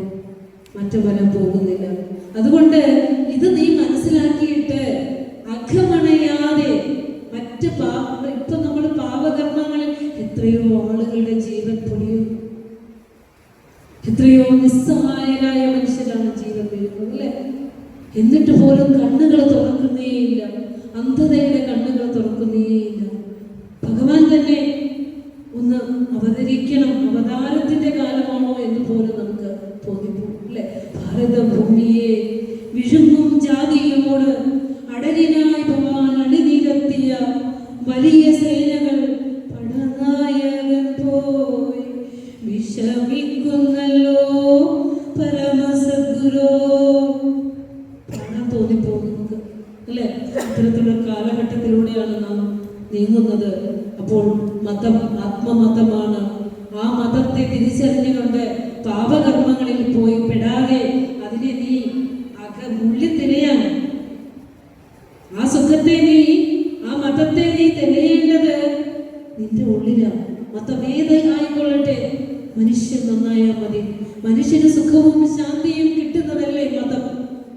മതത്തിന് വേണ്ടിയാണോ മനുഷ്യൻ? മനുഷ്യർക്ക് വേണ്ടിയല്ലേ? അപ്പോ ഇതാണ് ഗുരുവിന്റെ ദർശനം. ദൈവമാണെങ്കിൽ എല്ലാവരുടെയും ഉള്ളിൽ ഇരുന്ന് പ്രകാശിക്കുന്ന, ഞാൻ ഞാൻ എന്ന് പ്രകാശിക്കുന്ന ആ ഏകതയാണ് ദൈവം. ആ ദൈവത്തെ തെളിയിക്കുന്നതിന് വേണ്ടിയാണ് 33 കോടി ദേവതകളെ നമ്മൾ ആരാധിക്കുന്നത്. നമ്മൾ ക്ഷേത്രങ്ങൾ തോറും ഓടുകയാണ്. അതാണ് ആദ്യത്തെ സെന്റൻസിൽ തന്നെ ശിഷ്യന്മാർ പറയാ, ഓടിക്കൊണ്ടിരിക്കുകയാണ് ഗുരു. ഓടിയാ കിട്ടില്ല, ഇതെവിടെ ഇരിക്കുന്നു? ദൈവചിത്രത്തിൽ പറഞ്ഞു തന്നു, കയ്യിലിരിക്കുന്ന കൽപ്പകവൃക്ഷ കനിയെ ഭക്ഷിക്കാതെ കളഞ്ഞ് കാഞ്ഞിരക്കനിയെ തേടി വിഷം കൊണ്ട് മരിക്കുന്നു. ചിലർ ദേവനേത് ദേവിയേത് എന്ന് ചിന്തിച്ചുകൊണ്ട് ജീവകാരുണ്യമില്ലാത്ത പ്രവൃത്തികൾ ചെയ്തുകൊണ്ട് കഴിഞ്ഞു കൂടുന്നു. ഗുരുവിന്റെ വാക്കുകളിലെ പൊരുൾ തിരയണ്ടേ? ഇനിയെങ്കിലും നമുക്ക് തിരയണ്ടേ? എന്താണ് ഈശ്വരൻ? ആരാണ് ഞാൻ? ഞാൻ ഇവിടെ വന്നിട്ട് എനിക്ക് പേര് പോലും കിട്ടിയത്? എന്തിനാ ഞാൻ ജീവിക്കുന്നത്? എന്റെ ജീവിതത്തിന്റെ ലക്ഷ്യം എന്താ? ഇതൊക്കെ തിരയണം, അന്വേഷിക്കണം, ആരായണം. അതിനാണ് മനനം ചെയ്യാൻ കഴിവുള്ള മനുഷ്യ ശരീരം, മനുഷ്യ ജീവിതം നമുക്ക് തന്നിരിക്കുന്നത്. അപ്പോൾ ഈ ദൈവം കയ്യിലിരിക്കുന്ന കൽപ്പകവൃക്ഷക്കനിയാണ്. എന്താ കൽപ്പകവൃക്ഷക്കനിയുടെ പ്രത്യേകത? ചോദിക്കുന്നതെല്ലാം തരും. നമ്മൾ ചോദിക്കും, നമ്മൾ വിചാരിക്കും ഇത് കൃപാസനത്തിൽ പോയി ചോദിച്ചിട്ട് കിട്ടിയതാ, അല്ലെങ്കിൽ ഇതെനിക്ക് ഗുരുവായൂരപ്പൻ തന്നതാ, അല്ലെങ്കിൽ ഇതെനിക്ക് ജീസസ് തന്നതാ എന്ന് പറയുമ്പോഴും നീ കണ്ണടച്ച് പ്രാർത്ഥിച്ചത് നിന്നോട് തന്നെയല്ലേ? നീ ദൃഢമായി സങ്കല്പം ചെയ്തത് നിന്നോട് തന്നെയല്ലേ? നിന്റെ ഉള്ളിലുള്ള ചൈതന്യമല്ലേ ഗുരുവായൂരപ്പനെ കാട്ടിത്തന്നത്, ജീസസിനെ കാട്ടിത്തന്നത്, നബിയെ കാട്ടിത്തന്നത്, അല്ലാഹുവിനെ കാട്ടിത്തന്നത്, അല്ലേ? അപ്പോ ഈശ്വരൻ ഇരിക്കുന്നത് ആ ഹൃദയ കുഹര മധ്യേ കേവലം ബ്രഹ്മമാത്രം അഹമഹമിതി ആത്മരൂപേണ ഭാതി. കിടാത്ത, ഒരിക്കലും അണയാത്ത ഒരു വിളക്ക് കത്തിച്ച് വെച്ചിട്ടുണ്ട് ഭഗവാൻ നമ്മുടെ ഉള്ളില്. അതുള്ളത് കൊണ്ട് ഇങ്ങനെ ഇരിക്കുന്നത്, അതുള്ളത് കൊണ്ട് നമുക്ക് ചിന്തിക്കാൻ സാധിക്കുന്നത്. അതിനെ പ്രോജ്വലിപ്പിക്കൂ. അവിടെയാണ് ഈശ്വരൻ ഇരിക്കുന്നത്. പുറത്ത് ഈശ്വരനെ തേടല്ലേ? പുറത്ത് തേടി നടക്കുന്നവര് ഇരുട്ടാണ് തേടി നടക്കുന്നത്. ഇരുട്ട് തേടുന്ന പോലെ ആകും. മനസ്സിലാകുമെങ്കിൽ വിചാരം ചെയ്യുക, മനസ്സിലാക്കുക.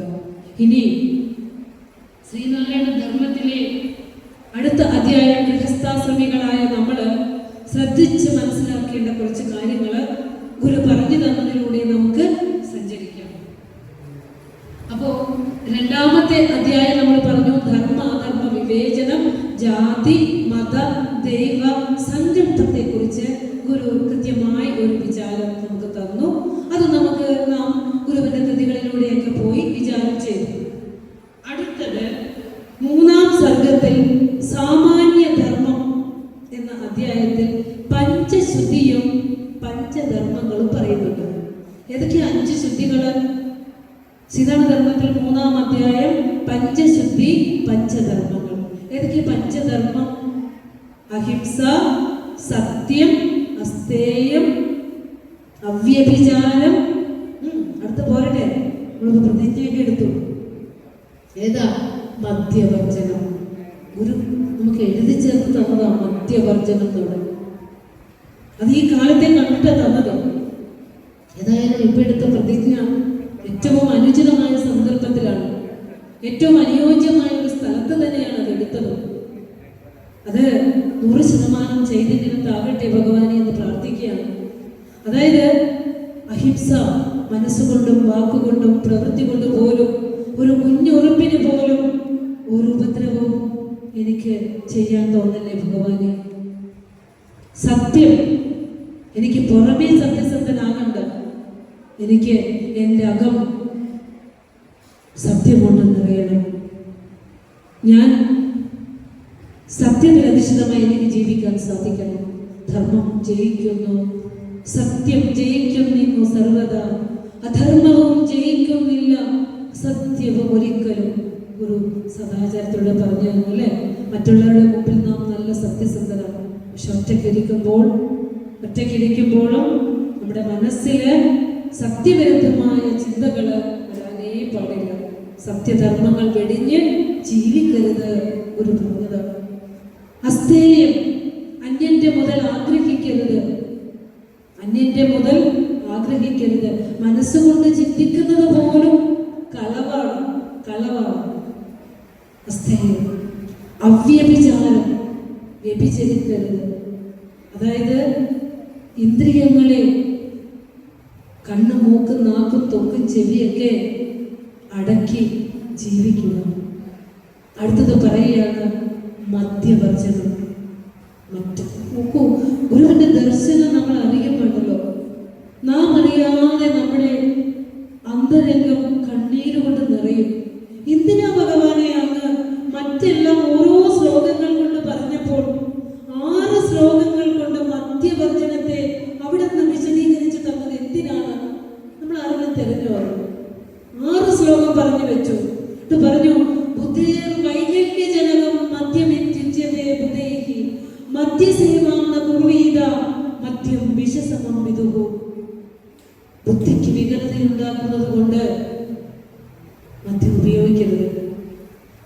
ഒരു മനുഷ്യന്റെ ബുദ്ധി നഷ്ടപ്പെട്ടാൽ അവൻ കാണുന്നതും കേൾക്കുന്നതും പറയുന്നതും ചെയ്യുന്നതും എല്ലാം വികലമായ കാര്യങ്ങളായിരിക്കും. അതുകൊണ്ട് മദ്യം ഉപയോഗിക്കരുത്. മദ്യസേവാം ന കുർവീത, മദ്യസേവ ചെയ്യരുത്. വിഷമെടുത്ത് കുടിക്കുന്നത് പോലെയാണ് മദ്യം വിഷസമം വിധുമോ. ഇന്ന് മനുഷ്യ മനസ്സുകളെ കാർന്നു തിന്നുന്ന, ഈ സമൂഹത്തെ കാർന്നു തിന്നുന്ന, നമ്മുടെ വിദ്യാലയങ്ങളിലെ കുട്ടികൾ പോലും ലഹരിക്ക് അടിമപ്പെടുന്ന ദയനീയമായ കാഴ്ച നാം കണ്ടുകൊണ്ടിരിക്കുന്നു. ഒരു തലമുറയ്ക്ക് ജന്മം നൽകേണ്ട പെൺകുട്ടികൾ വരെ വിവാഹം വേണ്ട എന്ന തീരുമാനത്തിലേക്ക് എത്തുകയും വളരെ പറയുവാൻ തന്നെ മനസ്സ് സമ്മതിക്കുന്നില്ല. കാരണം അങ്ങനെയൊന്നും വാക്കുകൊണ്ട് പറയാൻ പോലും തോന്നുന്നില്ല. തലമുറയ്ക്ക് ജന്മം നൽകേണ്ട പെൺകുട്ടികൾ വരെ ലഹരിക്ക് അടിമപ്പെടുന്ന ദയനീയമായ കാഴ്ച ഇന്ന് കേരളം കണ്ടുകൊണ്ടിരിക്കുന്നു. അതുകൊണ്ടാണ് പറഞ്ഞത്, ഇന്ന് ലോകം നേരിടുന്ന പ്രശ്നങ്ങൾക്കെല്ലാം പരിഹാരം ഭഗവാന്റെ ദർശനത്തിലുണ്ട് എന്ന് പറഞ്ഞത് അതുകൊണ്ടാണ്. മദ്യപിക്കുന്നവനെ അവന്റെ ഭാര്യ, അമ്മ, അച്ഛൻ, മക്കൾ എന്തിനേറെ ഈശ്വരന്മാർ പോലും വെറുക്കുന്നു. മദ്യപന്റെ ശരീരവും വസ്ത്രവും വീടും അവൻ സ്പർശിക്കുന്നതെല്ലാം ദുർഗന്ധപൂർണമായിരിക്കും. വിശൂചികാരോഗം ബാധിച്ചവനെ പോലെ കൊച്ചുകുട്ടികൾ പോലും അവനെ ആട്ടിയകറ്റുന്നു. ഇതിലും ഹീനമായ വാക്ക് മറ്റെന്താണ് ഉപയോഗിക്കാനുള്ളത്? അത്രയും വിപത്താണ് മദ്യം വരുത്തി വെക്കുന്നത്. അങ്ങനെ പഞ്ചധർമ്മങ്ങൾ പറഞ്ഞതിന് ശേഷം പഞ്ചശുദ്ധി പറഞ്ഞു തന്നു. ശരീരം ശുദ്ധമാകണം, വാക്ക് ശുദ്ധമാകണം, മനസ്സ് ശുദ്ധമാകണം, ഇന്ദ്രിയങ്ങൾ ശുദ്ധമാകണം, വീട് ശുദ്ധമാകണം. ഞാൻ കൂടുതൽ വിശദീകരിക്കുന്നില്ല. അത് നമുക്ക് എല്ലാവർക്കും അത് ചിന്തിച്ചെടുക്കാവുന്നേ ഉള്ളൂ. അതിന്റെ ആശയം വാക്കുകൾ ഒരിക്കലും അശുദ്ധമാകരുത്, അല്ലേ? മനസ്സ് ശുദ്ധമായാൽ വാക്ക് ശുദ്ധമായി. വാക്കിന് ഒരാളുടെ ജീവൻ എടുക്കാനുള്ള കഴിവ് വരെയുണ്ട്, അല്ലേ? ജിഹ്വാഗ്രേ വസതേ ലക്ഷ്മി. നാവിന്റെ അറ്റത്ത് ലക്ഷ്മി വസിക്കുന്നുണ്ട്. ജിഹ്വാഗ്രേ മിത്രബാന്ധവാഹ. ഒരുവന്റെ നല്ല സംസാരം കൊണ്ട് മിത്രങ്ങളെയും സുഹൃത്തുക്കളെയും ബന്ധുക്കളെയൊക്കെ നമുക്ക് ചേർത്ത് വയ്ക്കാം. ഒരു മോശം വാക്ക് പറഞ്ഞാൽ മതി, പിന്നെ ആജീവനാന്തം ബന്ധുക്കൾ അകന്നു പോകുമല്ലേ? അവൻ എന്നോട് അങ്ങനെ പറഞ്ഞു, ഈ ജന്മവിന് ഞാൻ വിട്ടത്തില്ല എന്ന് പറയില്ലേ? അപ്പൊ നാവിന്റെ തുമ്പിൽ ബന്ധുക്കളും സുഹൃത്തുക്കളും ഉണ്ട്. ജിഹ്വാഗ്രേ ബന്ധനം പ്രാപ്തം. ഒരുവനെ ജയിലിലടക്കാനുള്ള കാര്യങ്ങളും എന്തിലുണ്ട്? വാക്കിലുണ്ട്. അവസാനം പറയാണ്, ഗുരുക്കന്മാര് പറയാണ്, ജിഹ്വാഗ്രേ മരണം ധ്രുവം. ഒരുവനെ മരണത്തിലേക്ക് നയിക്കാനുള്ള കഴിവും വാക്കിനുണ്ട്. നിങ്ങൾ ചിന്തിച്ചെടുത്തോളൂ, നിങ്ങൾ ചിന്തയ്ക്ക് വിടുകയാണ്. അപ്പോൾ വാക്ക് ശുദ്ധമാകണം. ഇങ്ങനെ പഞ്ചധർമ്മങ്ങളെ പറഞ്ഞതിന് ശേഷം ഗുരു 4-ാം അധ്യായത്തിൽ സൂതകം എന്ന അധ്യായമാണ്. ഇവിടെ ശ്രീനാരായണ ഗുരുദേവൻ എന്ന ഋഷീശ്വരനെ ഒരു ഗൈനക്കോളജിസ്റ്റ് ആയിട്ട് നമുക്ക് കാണാം.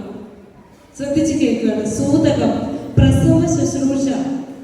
ഋഷീശ്വരനായ ഗുരു എങ്ങനെയാ പ്രസവ ശുശ്രൂഷയെ കുറിച്ച് പറയുന്നത്? നമ്മുടെ ഉള്ളിലേക്ക് ചിന്ത വരും, അല്ലേ? ചരകന്റെ ചരക സംഹിതയും സുശ്രുതന്റെ സുശ്രുത സംഹിതയും, അല്ലെ? ഈ ഋഷിമാരൊക്കെ കടന്ന് കാണാൻ കഴിവുള്ളവരാണ്. സ്ത്രീയെന്നോ പുരുഷനെന്നോ ഒന്നും ഭേദമില്ല. ലോകത്തിലുള്ള സകല കാര്യങ്ങളും കടന്നറിയുന്നവരാണ് ഋഷീശ്വരന്മാര്. അപ്പോ പ്രസവ ശുശ്രൂഷയാണ് സൂതകം. അതായത് ഒരു ഗർഭിണിക്ക്, ഒരു കുഞ്ഞിന് ജന്മം നൽകാൻ പോകുന്ന സ്ത്രീയുടെ ഉള്ളിലുള്ള ചിന്തകൾ വരെ ഗർഭത്തിൽ കിടക്കുന്ന കുഞ്ഞിനെ ബാധിക്കുന്നത് കൊണ്ട് നല്ല ചിന്തകൾ ഉണ്ടാകണം, സാത്വികമായ ആഹാരം കഴിക്കണം. അവളുടെ മുറിയിൽ പോലും അവൾക്ക് വിഷമമുണ്ടാകുന്ന വസ്തുക്കൾ വെക്കരുത്. നമ്മൾക്കൊന്നും ഇങ്ങനെയൊന്നും പറഞ്ഞു തരാൻ ആരും ഉണ്ടായിരുന്നില്ല. നമ്മൾ ശ്രീനാഥ് പഠിച്ചില്ല. ഇനി നമ്മൾക്കുണ്ടാകുന്ന മക്കൾക്ക് നമുക്ക് പറഞ്ഞു കൊടുക്കാം, അല്ലെ? ഇതൊക്കെ നമ്മുടെ തലമുറകളിലേക്ക് പറഞ്ഞു കൊടുക്കാം. കേൾക്കുമെങ്കിൽ കേൾക്കട്ടെ, അല്ലെ? പറഞ്ഞു കൊടുക്കാം. എന്നിട്ട് അങ്ങനെ ആ കുഞ്ഞിന്റെ ബുദ്ധി സംസ്കാരം, കുഞ്ഞ് ഗർഭാവസ്ഥയിൽ ഇരിക്കുമ്പോൾ തന്നെ ഒരമ്മയ്ക്ക് കുഞ്ഞിന്റെ ബുദ്ധി സംസ്കാരം ചെയ്തു തുടങ്ങണം.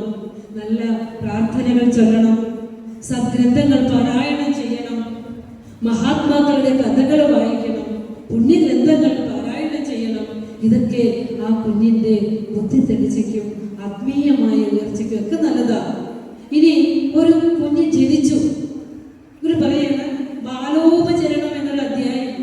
ബാലോപചരണം അതായത് കുഞ്ഞ് ജനിച്ചു കഴിഞ്ഞാൽ, ഈ നാട്ടിലെ സമ്പ്രദായം എങ്ങനെയാണെന്ന് എനിക്കറിയില്ല. ഓരോ ദേശത്തിലും നമുക്ക് ഓരോരോ സമ്പ്രദായങ്ങൾക്ക് വ്യത്യാസമുണ്ടല്ലോ, ആചാരങ്ങൾക്ക് വ്യത്യാസമുണ്ട്. അപ്പോൾ ഗുരു പറഞ്ഞ് നാം ചെയ്യേണ്ടത് നിത്യജീവിതവുമായി ബന്ധപ്പെട്ട കാര്യങ്ങൾ എങ്ങനെ ചെയ്യണമെന്ന് ഗുരുവിന്റെ വാക്കുകളിലൂടെ നാം ചെയ്യാൻ ആഗ്രഹിക്കുന്നു എങ്കിൽ ഇത് നമുക്ക് അനുസരിക്കാം. കുഞ്ഞ് ജനിച്ച് 15 ദിവസം മുതൽ 3 മാസത്തിനിടയിൽ കുഞ്ഞിന് നാമകരണം ചെയ്യാം, പേരിടാം. അപ്പോ 28 ദിവസം മാത്രം പേരിടാവുള്ളതാണ് നമ്മൾ കരുതി വെച്ചിരുന്നത്, അല്ലെ? ഒരെണ്ണം വിട അങ്ങോട്ടും കൂടെ തെറ്റാൻ പാടില്ല. കാരണം മുൻപേ ഗവിച്ചീടിന് പോകും തന്നെ. മുൻപുള്ളവർ എന്തോ പറഞ്ഞു, അത് തിരുത്താനോ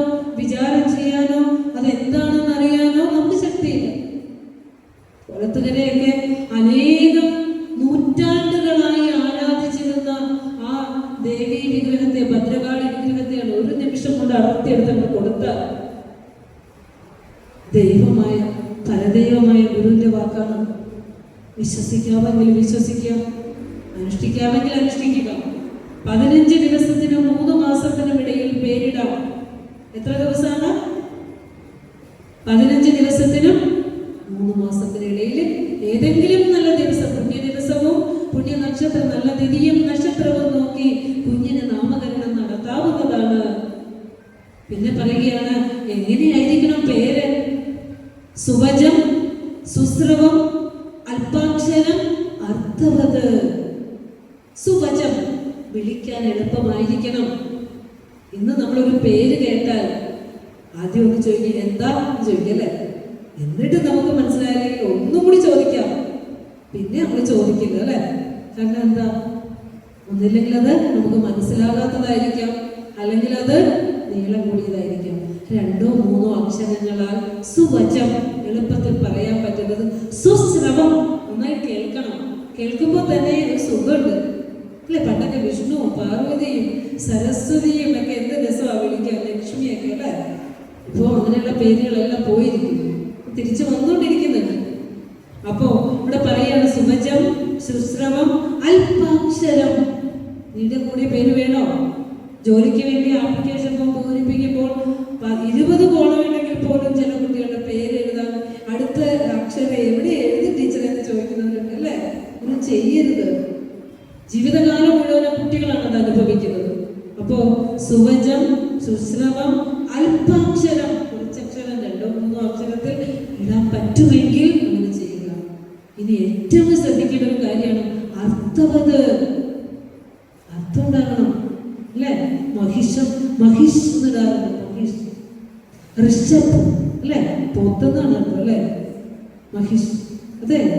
അപ്പൊ നമ്മൾ ഇടുമ്പോൾ ശരിക്കും പറഞ്ഞു കഴിഞ്ഞാൽ അതൊന്നും മോശമല്ല, ഈശ്വരനാന്നാ പറഞ്ഞത് അല്ലെ? പരമഗുരുക്കന്മാരാണ്, എല്ലാം ഈശ്വരനാണ്. പക്ഷെ നമ്മൾ അർത്ഥം നോക്കിയിട്ട് വേണം പേരിടാനായിട്ടല്ലേ? അർത്ഥം നോക്കിയിട്ട് വേണം പേരിടാൻ. ഇനി ഇങ്ങനെ പേരിട ചടങ്ങ് വരെ കഴിഞ്ഞു, പ്രസവം കഴിഞ്ഞു, പേരിടൽ ചടങ്ങ് കഴിഞ്ഞു. ഇനി പറയാണ്, ഗുരു പറയാണ്, ശ്രദ്ധിച്ച് കേൾക്കണം. ഇപ്പോ കുഞ്ഞിനെ സംരക്ഷിക്കുന്ന ചുമതല അമ്മയുടെ അമ്മയ്ക്കാണ്. മിക്കവാറും എല്ലാ ഭവനങ്ങളിലുള്ള അവസ്ഥ അതല്ലേ? അമ്മയുടെ അമ്മയ്ക്കും അച്ഛനുമാണ്. മിക്കവാറും അവർ റിട്ടയർമെന്റ് ഒക്കെ കഴിഞ്ഞ് സ്വസ്ഥമായിട്ടൊക്കെ ഇരിക്കുന്ന സമയമായിരിക്കാം അല്ലേ? റിട്ടയർമെന്റ് കഴിഞ്ഞില്ലെങ്കിലും നിനക്കൊന്നും അറിയില്ല, ഞാൻ നോക്കാമെന്ന് പറഞ്ഞ് അമ്മ അത് ഏറ്റെടുക്കുകയും ചെയ്യും. അപ്പൊ ഇവിടെ പറയാണ് 5 വയസ്സ് വരെ കുഞ്ഞിന്റെ ബുദ്ധി സംസ്കരണം മാതാവ് തന്നെ നിർവഹിക്കണം. അതായത് ദേവനായി വളർത്തണം എന്നാ പറയും. ശിശുക്കൾ അവർക്ക് വാസന ബലപ്പെട്ടിട്ടില്ല, അതുകൊണ്ട് ദൈവസ്വരൂപികളാണ്, നിഷ്കളങ്കരാണ്. ദൈവസ്വരൂപം അവിടെ നമുക്ക് എന്തും വിളയിപ്പിക്കാം. ഒരു ബുദ്ധിമതിയായ അമ്മ ആ സമയം കണക്കിലെടുത്തുകൊണ്ട് നല്ല പ്രാർത്ഥനകൾ പഠിപ്പിക്കണം. വെറുതെ ഇരുന്ന് ചൊല്ലിയാൽ മതി, വിളിച്ചിരുത്തിയൊന്നും ചൊല്ലിപ്പിക്കണ്ട, കേട്ടോളൂ. അവരറിയാതെ അവരിലേക്ക് ശ്രവണം എത്തുന്നുണ്ട്. നിങ്ങൾ പ്രതീക്ഷിക്കാത്ത ഒരു സമയത്തായിരിക്കും അവർ നാവുറയ്ക്കുമ്പോൾ അത് വിളിച്ച് പറയുന്നത്. ഒരു സംശയമില്ല. നല്ല പ്രാർത്ഥനകൾ ചൊല്ലിക്കൊടുക്കാം, വിളക്ക് വെച്ച് തൊഴാൻ, കൈ തൊഴുതു പിടിച്ച് നമസ്കരിക്കാൻ പഠിപ്പിക്കാം, പാദ നമസ്കാരം പഠിപ്പിക്കാം, നല്ല സംസ്കാര ശുചിത്വം പഠിപ്പിക്കാം, മുതിർന്നവരെ ബഹുമാനിക്കാൻ പഠിപ്പിക്കാം, നല്ല ആഹാര രീതി പഠിപ്പിക്കാം. ഇതൊക്കെ 5 വയസ്സിനുള്ളിൽ ഏതൊരു ബുദ്ധിമതിയായ അമ്മ നിർവഹിച്ചിട്ടുണ്ടോ ആ കുഞ്ഞിനെ ഏതൊരു മലിന സാഹചര്യത്തിലേക്ക് ആ കുട്ടി പെട്ടുപോയാലും അവൻ നല്ല സംസ്കാരം അവന്റെ അടിത്തറയായി വന്നതുകൊണ്ട് അവൻ മോശമാവില്ല. ബസ്നാലോസി എന്ന ഗ്രീക്ക് ചിന്തവും പറയും, 7 വയസ്സ് വരെ നിങ്ങളുടെ കുഞ്ഞിനെ എൻ്റെ കയ്യിൽ തരൂ, ഞാൻ നോക്കാം. അതിനുശേഷം നിങ്ങൾ അവനെ ഏത് ചെറുത്താന്റെ കയ്യിൽ കൊടുത്താലും അവർക്ക് അവനെ ഒന്നും ചെയ്യാൻ പറ്റില്ല അല്ലേ? നല്ല ചിന്തകൾ മനസ്സിലേക്ക് കൊടുക്കുവാൻ ഒരു അമ്മയ്ക്ക് നല്ല അറിവ് വേണം, ഉത്തരവാദിത്വമുണ്ട്. എത്ര വയസ്സ് വരെയാ? 5 5 വയസ്സ് വരെ ഏത് കൃതിയിൽ പറയുന്ന ശ്രീനാരായണ ധർമ്മത്തിൽ 5 വയസ്സ് വരെ കുഞ്ഞിനെ ദേവനെ പോലെ വളർത്തണം. ആ സമയത്ത് മോശമായ വാക്കുകൾ കുഞ്ഞ് കേൾക്കാൻ ഇടവരുകയോ അഭിമാനമില്ലാത്ത പ്രവൃത്തികൾ കുഞ്ഞിന്റെ മുമ്പിൽ വെച്ച് ചെയ്യുകയോ ചെയ്യരുത്. എല്ലാം വിളയാൻ പറ്റിയ ഭൂമിയാണ്. അപ്പൊ ശ്രദ്ധിക്കുക. പിന്നെ കുഞ്ഞിന് ചോറ്, അപ്പൊ ഇനി അടുത്ത ചോറൂടലാണ് അല്ലേ? ഊണ് കൊടുക്കൽ എത്ര മാസത്തിലാണ് നമ്മൾ ചെയ്യണേ? 6-ാം മാസത്തിൽ അല്ലേ? അപ്പോ ഒരു പറയാണ് പല്ല് മുളയ്ക്കുന്നതാണ് ഒരു കുഞ്ഞിന്റെ ദഹനാവയവം ശക്തിപ്പെടുന്നു എന്ന് നമ്മളെ ബോധ്യമാക്കുന്നത് പല്ല് മുളച്ചു കൊടുക്കുമ്പോഴല്ലേ. പല്ല് മുളയ്ക്കാത്തവനും മുല കുടിക്കുന്നവനുമായ കുഞ്ഞിന് 6 മാസത്തിന് മുമ്പ് ചോറ് കൊടുക്കരുത്. 6 മാസം കഴിയുമ്പോൾ നിങ്ങൾക്ക് ആ ചടങ്ങ് നടത്തണമെങ്കിൽ നടത്തിക്കോളൂ. പക്ഷെ ചോറൊന്നും വാരി വായിലേക്ക് വെച്ച് കൊടുക്കരുത് അല്ലേ. പല്ലൊക്കെ വന്ന് ദഹനാവയവം ശക്തിപ്പെട്ടതിന് ശേഷം ധാന്യാഹാരം കുറുക്ക് പോലെയൊക്കെ ആക്കി കുഞ്ഞിന് കൊടുക്കാം അല്ലെ. 6 മാസത്തിന് ശേഷം 5 പ്രാവശ്യം ചോറ്. ഇനി വിദ്യാരംഭം ഇതൊക്കെ അനുസരിച്ച് ചെയ്യുമോ നിങ്ങൾ? ഇങ്ങനെയൊക്കെയാണോ നമ്മൾ ചെയ്യാറ്? ചെയ്യാത്തതൊക്കെ നമ്മൾ കറക്റ്റ് ചെയ്യണം കേട്ടോ. ചെയ്യാത്തതൊക്കെ നമ്മൾ കറക്റ്റ് ചെയ്യണം.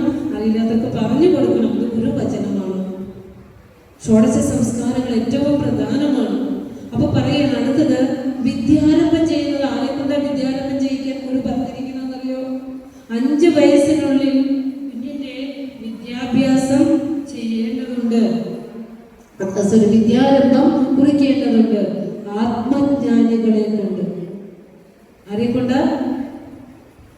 നമുക്ക് വിദ്യാരംഭം കുറിക്കുന്നത് അമ്പലത്തിലെ ശാന്തിയാണ് അല്ലേ.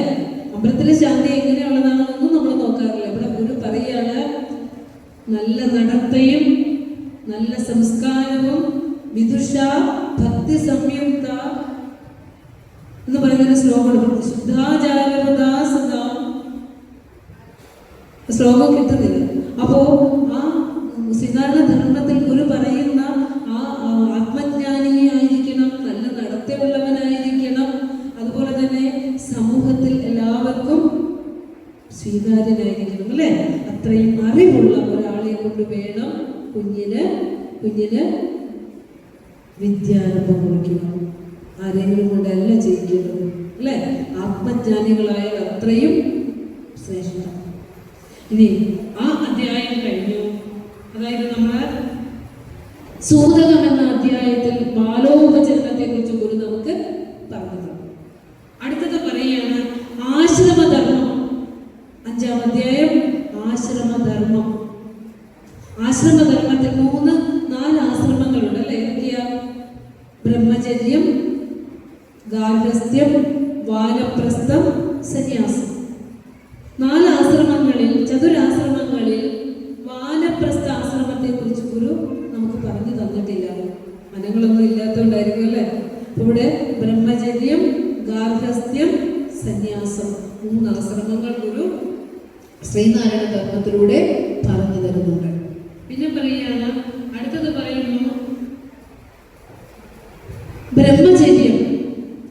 അതായത് ബ്രഹ്മചര്യ കാലഘട്ടം എന്ന് പറഞ്ഞാൽ വിദ്യാഭ്യാസ കാലഘട്ടമാണ്. അമ്മയുടെ ഗർഭപാത്രത്തിലേക്ക് കുഞ്ഞ് ജനിക്കുന്നത് മുതൽ കുഞ്ഞിന്റെ ശ്രദ്ധിക്കണം കേട്ടോ, കുഞ്ഞിന്റെ വിദ്യാഭ്യാസം തീരുന്നത് വരെയുള്ള കാലഘട്ടത്തിൽ കുഞ്ഞിന് ബ്രഹ്മചര്യ കാലഘട്ടമാണ്. ബ്രഹ്മത്തിൽ ചരിക്കണം. ബ്രഹ്മത്തിൽ ചരിക്കുന്ന മക്കളുണ്ടോ എന്ന്? ബ്രഹ്മത്തിൽ ചരിക്കുന്ന മക്കളുണ്ടോ? ഇല്ല. അതായത് ഗുരു പറയുകയാണ് അമ്മയുടെ ഗർഭപാത്രത്തിൽ കുഞ്ഞ് ജനിക്കുമ്പോൾ കുഞ്ഞിന് ബ്രഹ്മചര്യം ഉള്ളത് കൊണ്ട് കുഞ്ഞിന്റെ പാലുകുടി തീരുന്നത് വരെ അമ്മയ്ക്ക് ബ്രഹ്മചര്യം അനുഷ്ഠിക്കണം. അമ്മയും മനസ്സിലാകുമോ പറഞ്ഞാല് അമ്മയ്ക്കും ബ്രഹ്മചര്യം നിർബന്ധമാണ്. അമ്മയും അച്ഛനും നിയന്ത്രിത ചിത്തന്മാരായി ജീവിക്കണം കുഞ്ഞിനു വേണ്ടി. കാരണം അമ്മയിലൂടെ ആ സംസ്കാരം കുഞ്ഞിലേക്ക് എത്തപ്പെടാതിരിക്കാൻ, കുഞ്ഞിന്റെ ബ്രഹ്മചര്യം കാക്കാൻ പാലുകുടി തീരുന്നത് വരെ അമ്മയ്ക്കും ബ്രഹ്മചര്യം ശ്രീനാരായണ ധർമ്മത്തിലൂടെ ഗുരു നമുക്ക് പറഞ്ഞു തരുന്നു. അങ്ങനെ വിദ്യാഭ്യാസം പൂർത്തിയായ കുഞ്ഞ് പറഞ്ഞു, വിദ്യാഭ്യാസ കാലഘട്ടത്തിൽ, ബ്രഹ്മചര്യ കാലഘട്ടത്തിൽ പഞ്ചധർമ്മങ്ങളും പഞ്ചശുദ്ധിയുമെല്ലാം അനുഷ്ഠിച്ച് നല്ല ശുദ്ധയോടെ ഗുരുകുലത്തിൽ വസിച്ച് വിദ്യ നേടിയ ഒരു കുഞ്ഞ് ഗൃഹസ്ഥാശ്രമം സ്വീകരിക്കണം. ഗാർഹസ്ഥ്യം, അടുത്തത് ഗാർഹസ്ഥ്യാശ്രമം. ധർമ്മ അർത്ഥ കാമത്തിന് ഇരിപ്പിടവും മോക്ഷദായകവുമായ ഗൃഹസ്ഥാശ്രമത്തെ കുറിച്ച് ഗുരു അടുത്തതായി നമുക്ക് പറഞ്ഞു തരികയാണ്. അതായത് ബ്രഹ്മചര്യത്തിന് ശേഷം ഒരു കുട്ടി വിവാഹത്തിന് വേണ്ടി തയ്യാറെടുക്കുമ്പോൾ ഗുരു പറയുകയാണ്, നല്ല കുലത്തിൽ ജനിച്ചവളും മാതാവിൻ്റെയും പിതാവിൻ്റെയും ഗുരുവിൻ്റെയും നല്ല കുലത്തിൽ ജനിച്ചവളായ, അതായത് നല്ല സംസ്കാരത്തോടു കൂടി വളർത്തിയവളായ ഒരു കുട്ടി വിവാഹത്തിന് തിരഞ്ഞെടുക്കുമ്പോൾ അത് എങ്ങനെയുള്ളതായിരിക്കണം? ആരുടെയൊക്കെ അനുവാദം വേണ്ടത്? അച്ഛൻ്റെ, അമ്മയുടെ, ഗുരുവിൻ്റെ സമ്മതത്തോടു കൂടി വിവാഹത്തിലേക്ക് പ്രവേശിക്കാം. വിവാഹത്തിന് ഗുരുകുലത്തിൽ നിന്ന് തന്നെ തിരഞ്ഞെടുക്കണം. എൻ്റെ കുട്ടികളെ എന്നോട് ചോദിക്കും, പഠന ക്ലാസ്സിൽ പഠിപ്പിക്കുമ്പോൾ ചോദിക്കും, ടീച്ചറെ ഗുരു പറഞ്ഞത് ജാതി മതമൊന്നും ഇല്ലെന്നല്ലേ, പിന്നെ എന്താ കുലത്തിൽ നിന്ന് തിരഞ്ഞെടുക്കണമെന്ന് പറഞ്ഞ് ചോദിക്കും. അപ്പൊ എന്താ അതിന്റെ അർത്ഥം? നമ്മുടെ മനസ്സിലൂടെ അങ്ങനെ ഒരു ചിന്ത കടന്നു പോയോ? കുലത്തിൽ നിന്ന് തിരഞ്ഞെടുക്കണമെന്ന് പറഞ്ഞാൽ, ഗുരുകുലം എന്ന് പറഞ്ഞാൽ എന്താ? നല്ല സംസ്കാരത്തിൽ വളർന്നതാണ് ഗുരുകുലം ഉദ്ദേശിക്കുന്നത്, അല്ലേ? ഒരു ഗുരുവിന്റെ കീഴിൽ പഠിച്ചവിടെ ജാതിയൊന്നുമല്ല പറയുന്നത്. ഒരു ഗുരുവിന്റെ കീഴിൽ നല്ല വിദ്യ അഭ്യസിച്ചിട്ടുള്ള ഒരു കുട്ടിയെ ജീവിതത്തിലേക്ക് കിട്ടാൻ പുണ്യം ചെയ്യണം, അല്ലേ? പുണ്യം ചെയ്യണം. അപ്പോൾ ഗുരുകുലത്തിൽ നിന്ന് തന്നെ തിരഞ്ഞെടുക്കണം. അതിന് നമ്മൾ ഗുരുവിന്റെ ദർശനം കുട്ടികളെ പഠിപ്പിക്കുക. ജീവിതത്തിൽ ഒരിക്കലും അവരെ തെറ്റായ മാർഗത്തിലൂടെ സഞ്ചരിക്കില്ല. ഈ ഗുരുവിനെ പറഞ്ഞു കൊടുക്കുക. അപ്പോ എന്നിട്ട് പറയാണ്, വിവാഹം ഗുരുകുലത്തിൽ വെച്ചോ ദേവാലയത്തിൽ വെച്ചോ നടത്താം. ഗുരു പറയാണ്, വിവാഹത്തിന് നമ്മളെല്ലാവരും എപ്പോഴും പറഞ്ഞു കേൾക്കുന്ന ഒരു കാര്യമാണ്, വിവാഹത്തിന് ആഡംബരങ്ങളും ആർഭാടങ്ങളും പാടില്ല എന്ന് ഗുരു പറഞ്ഞിട്ടുണ്ട്. പക്ഷെ 10 പേർ മാത്രമേ വിവാഹത്തിന് പങ്കെടുക്കാവുള്ളൂ എന്ന് ഗുരു പറഞ്ഞിട്ടുണ്ടോ? സിദ്ധാന്തധർമ്മത്തിൽ അങ്ങനെയല്ല പറഞ്ഞിരിക്കുന്നത്. വിവാഹത്തിന് 10 പേർ നിർബന്ധമായും പങ്കെടുത്തിരിക്കണം. ഇതിൽ കുറവ് വരാൻ പാടുള്ളതല്ല. അപ്പോൾ ഇതിൽ കൂടാലോ, 10 പേരല്ലല്ലോ, ഇതിൽ കൂടാലോ, കുറവ് വരാൻ പാടില്ല. ഈ 10 പേര് ആരൊക്കെയെന്നറിയോ? അറിയോ നമുക്ക്? ആരായിരിക്കും? വരന്റെയും വധുവിന്റെയും മാതാപിതാക്കൾ. അപ്പൊ എത്രയായി? 4 പേരായി, അല്ലേ? വരൻ, അതായത് ആൺകുട്ടിയുടെയും പെൺകുട്ടിയുടെയും ഓരോരോ സുഹൃത്തുക്കൾ. ഇപ്പൊ എത്രയായി? 6 പേര്.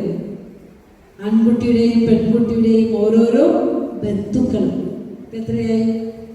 8 പേരായില്ലേ? എണ്ണുന്നുണ്ടോ? 8 പേരായി. അടുത്ത 2 പേര് പുരോഹിതനും ഗുരുവും. ഇവർ ഒഴിവാക്കാൻ പാടില്ല. ഒരു വിവാഹം നടത്തുമ്പോൾ ഇവരിൽ ആരുടെയിലേക്ക് അനുഗ്രഹം ഈ കുഞ്ഞിന്, ഈ ദമ്പതിമാർക്ക് ഉണ്ടാകേണ്ടതുണ്ട്. ക്ഷണിക്കുമ്പോഴോ ഇത്തരത്തിലുള്ള കാര്യങ്ങൾ ശ്രദ്ധിക്കും. ഇനി വിവാഹത്തിന് സ്ത്രീധനത്തെ കുറിച്ച് ഗുരു സിദ്ധാന്തധർമ്മത്തിൽ പറഞ്ഞിട്ടുണ്ട്. എന്താണ് പറഞ്ഞേക്കുന്നത് നമുക്ക് നോക്കാം, അല്ലേ? കേട്ടിട്ടുണ്ടോ സ്ത്രീധനത്തെ കുറിച്ച് ഗുരു പറഞ്ഞിരിക്കുന്നത് എന്താണെന്ന്? ഇന്ന് സ്ത്രീധനം നിയമപ്രകാരം നിരോധിച്ചിട്ടുണ്ട്. പിഴയൊക്കെ ഉണ്ടല്ലേ? 5 ലക്ഷം രൂപ വരെയൊക്കെ പിഴയുണ്ട് സ്ത്രീധനം ചോദിച്ചാൽ. സ്ത്രീധനത്തിന്റെ പേരിലുള്ള മരണങ്ങളും കൊലപാതകങ്ങളും ഒക്കെ നമ്മൾ പത്രത്തിലൂടെ കേൾക്കുന്നൊക്കെയുണ്ട്. പക്ഷേ ഗുരു പറഞ്ഞിരിക്കുന്നത്, സ്ത്രീധനത്തെ കുറിച്ച് പറഞ്ഞിരിക്കുന്ന വാക്കുകൾ നമ്മൾ സമൂഹത്തിന് തന്നെ കൊടുക്കേണ്ടതാണ്. ഇതൊരു സമുദായത്തിന് വേണ്ടി മാത്രം പറഞ്ഞതല്ല കേട്ടോ. ദാനാദാനേ യൗതകസ്യ പ്രകാമം സാധുഗർഹിതം ദദാതി യതിജാതത്തെ തത് സ്യാത് സന്തതി വിക്രയഃ. സ്ത്രീധനം കൊടുക്കുകയോ വാങ്ങുകയോ ചെയ്യുന്നത് സന്താനങ്ങളെ വിൽക്കുന്നതിനും വാങ്ങുന്നതിനും തുല്യമാണ്. അല്ലേ? ഒരു കുടുംബത്തിലേക്ക് കൈ പിടിച്ച് കയറി വരുന്ന വിളക്ക് പിടിച്ച് കയറി വരുന്ന ഒരു പെൺകുട്ടി ധർമ്മപ്രജാ സമ്പത്യർത്ഥം വരസ്യ പിതൃഋണമോചനായ ഏകവിംശതി കുലോദ്ധാരണാർത്ഥം അല്ലെ കന്യാദാനം മധ്യകരിഷി എന്ന് പറയും. വരന്റെ പിതൃഘടം വീട്ടാൻ 21 തലമുറകളുടെ ഉദ്ധാരണത്തിനായുള്ള സന്തതി പരമ്പരയ്ക്ക് ജന്മം നൽകാനുള്ള ഒരു പെൺകുട്ടിയാണ് ആ വീട്ടിലേക്ക് വലതുകാൽ വെച്ച് നിലവിളക്ക് തെളിയിച്ച് കടന്നു വരുന്നത്. അതിനേക്കാൾ വലിയ ധനമുണ്ടോ? അതിനേക്കാൾ വലിയ ധനമുണ്ടോ? ഇട്ടിരിക്കുന്ന ആഭരണങ്ങൾ അപ്പൊ തന്നെ തൂക്കാൻ പോകുന്നവരെ നമുക്ക് കാണാം അല്ലേ? തൂക്കി നോക്കിയിട്ട് മതി, പിറ്റേ ദിവസം തന്നെ കൊണ്ടേ തൂക്കിയൊക്കെ നോക്കാം എത്ര ഉണ്ടെന്നല്ലേ. ആ സ്ത്രീ തന്നെയാണ് ഏറ്റവും ധനം. ആ കുടുംബത്തിലെ സന്തതി പരമ്പരകൾക്ക് തുടർച്ചയായി ആ സന്തതി പരമ്പരകൾക്ക് ജന്മം നൽകാനുള്ള ശ്രേഷ്ഠമായ ആ പെൺകുട്ടി വന്ന് കയറുമ്പോൾ സ്വന്തം മകളെക്കാൾ മുകളിലത്തെ സ്ഥാനമായിരിക്കണം ആർക്ക് വേണ്ടത്? ഇത് പറയാത്ത ആരും. നമ്മുടെ വീട്ടിലേക്ക് വരുന്ന പെൺകുട്ടിക്ക് നാം ആദരവും സ്നേഹവും പരിഗണനയും കൊടുക്കേണ്ടത്. അപ്പോ സ്ത്രീധനം വാങ്ങുന്നതും വിൽക്കുന്നതും, സന്താനങ്ങളെ വിൽക്കുന്നതിനും കൊടുക്കുന്നതും വാങ്ങുന്നതും അതുപോലെ കൊടുക്കുന്നതും എന്തിനു തുല്യമാണെന്നാ പറഞ്ഞത്? സന്താനങ്ങളെ വിൽക്കുന്നതിനും വാങ്ങുന്നതിനും തുല്യമാണ്. ഇനി ഒരു വിവാഹത്തിന് 5 പൊരുത്തങ്ങൾ നമ്മളോട് പറഞ്ഞു തന്നിട്ടുണ്ട്. നമ്മൾ വിവാഹത്തിന് 10 പൊരുത്തങ്ങളൊക്കെ നോക്കൂല്ലേ? ജോത്സ്യന്റെ അടുത്ത് കൊണ്ടുപോയി ജാതകം കൊണ്ടുപോയി എത്ര പൊരുത്തമുണ്ട് എന്ന് ചോദിക്കും. ഗുരു പറഞ്ഞിട്ടുള്ള പൊരുത്തം നമ്മൾ ആരെങ്കിലും വായിച്ചു നോക്കിയിട്ടുണ്ടോ? സത്യം പറഞ്ഞേ ഇല്ല. 100 വർഷമാണോ? ഗുരുവിന്റെ മുമ്പിൽ നമ്മൾ ഇരിക്കുമ്പോൾ സമസ്താപരാധം പറഞ്ഞു, ഭഗവാനെ 100 വർഷമായപ്പോ ഞങ്ങളിത് പഠിക്കാൻ കേട്ടോ. 100 വർഷമായപ്പോ അവിടുന്ന് പറഞ്ഞില്ലേ 100 വർഷമാകുമ്പോൾ ഞങ്ങൾ ഇതൊക്കെ പഠിക്കുന്ന. ഇവിടെ ഇങ്ങനെ ഒരു ജ്ഞാനദാന യജ്ഞമൊക്കെ വെച്ച് നമ്മളിതൊക്കെ കേൾപ്പിക്കുന്നത് ഗുരു തന്നെയാണ് അല്ലേ? പറയാണ് പറയുന്നതും പറയിപ്പിക്കുന്നതും കേൾപ്പിക്കുന്നതും എല്ലാം ഭഗവാനെ ഞാനല്ല പറയുന്നത്, കേൾക്കുന്നത് നിങ്ങളല്ല അല്ലേ? ഭഗവാന്റെ ചൈതന്യമാണ് സർവത്ര ഇതെല്ലാം നടത്തുന്നത്. അപ്പോൾ ഇവിടെ പറയുകയാണ്, എന്താ നമ്മൾ പറഞ്ഞു വന്നത്? ഏതിനെ കുറിച്ചാണ് പറഞ്ഞു വന്നത്? 5 പൊരുത്തം അല്ലെ? ശ്രീധരത്തിന് വിവാഹത്തിന് 5 പൊരുത്തങ്ങൾ ഗുരു പറയുന്നുണ്ട്.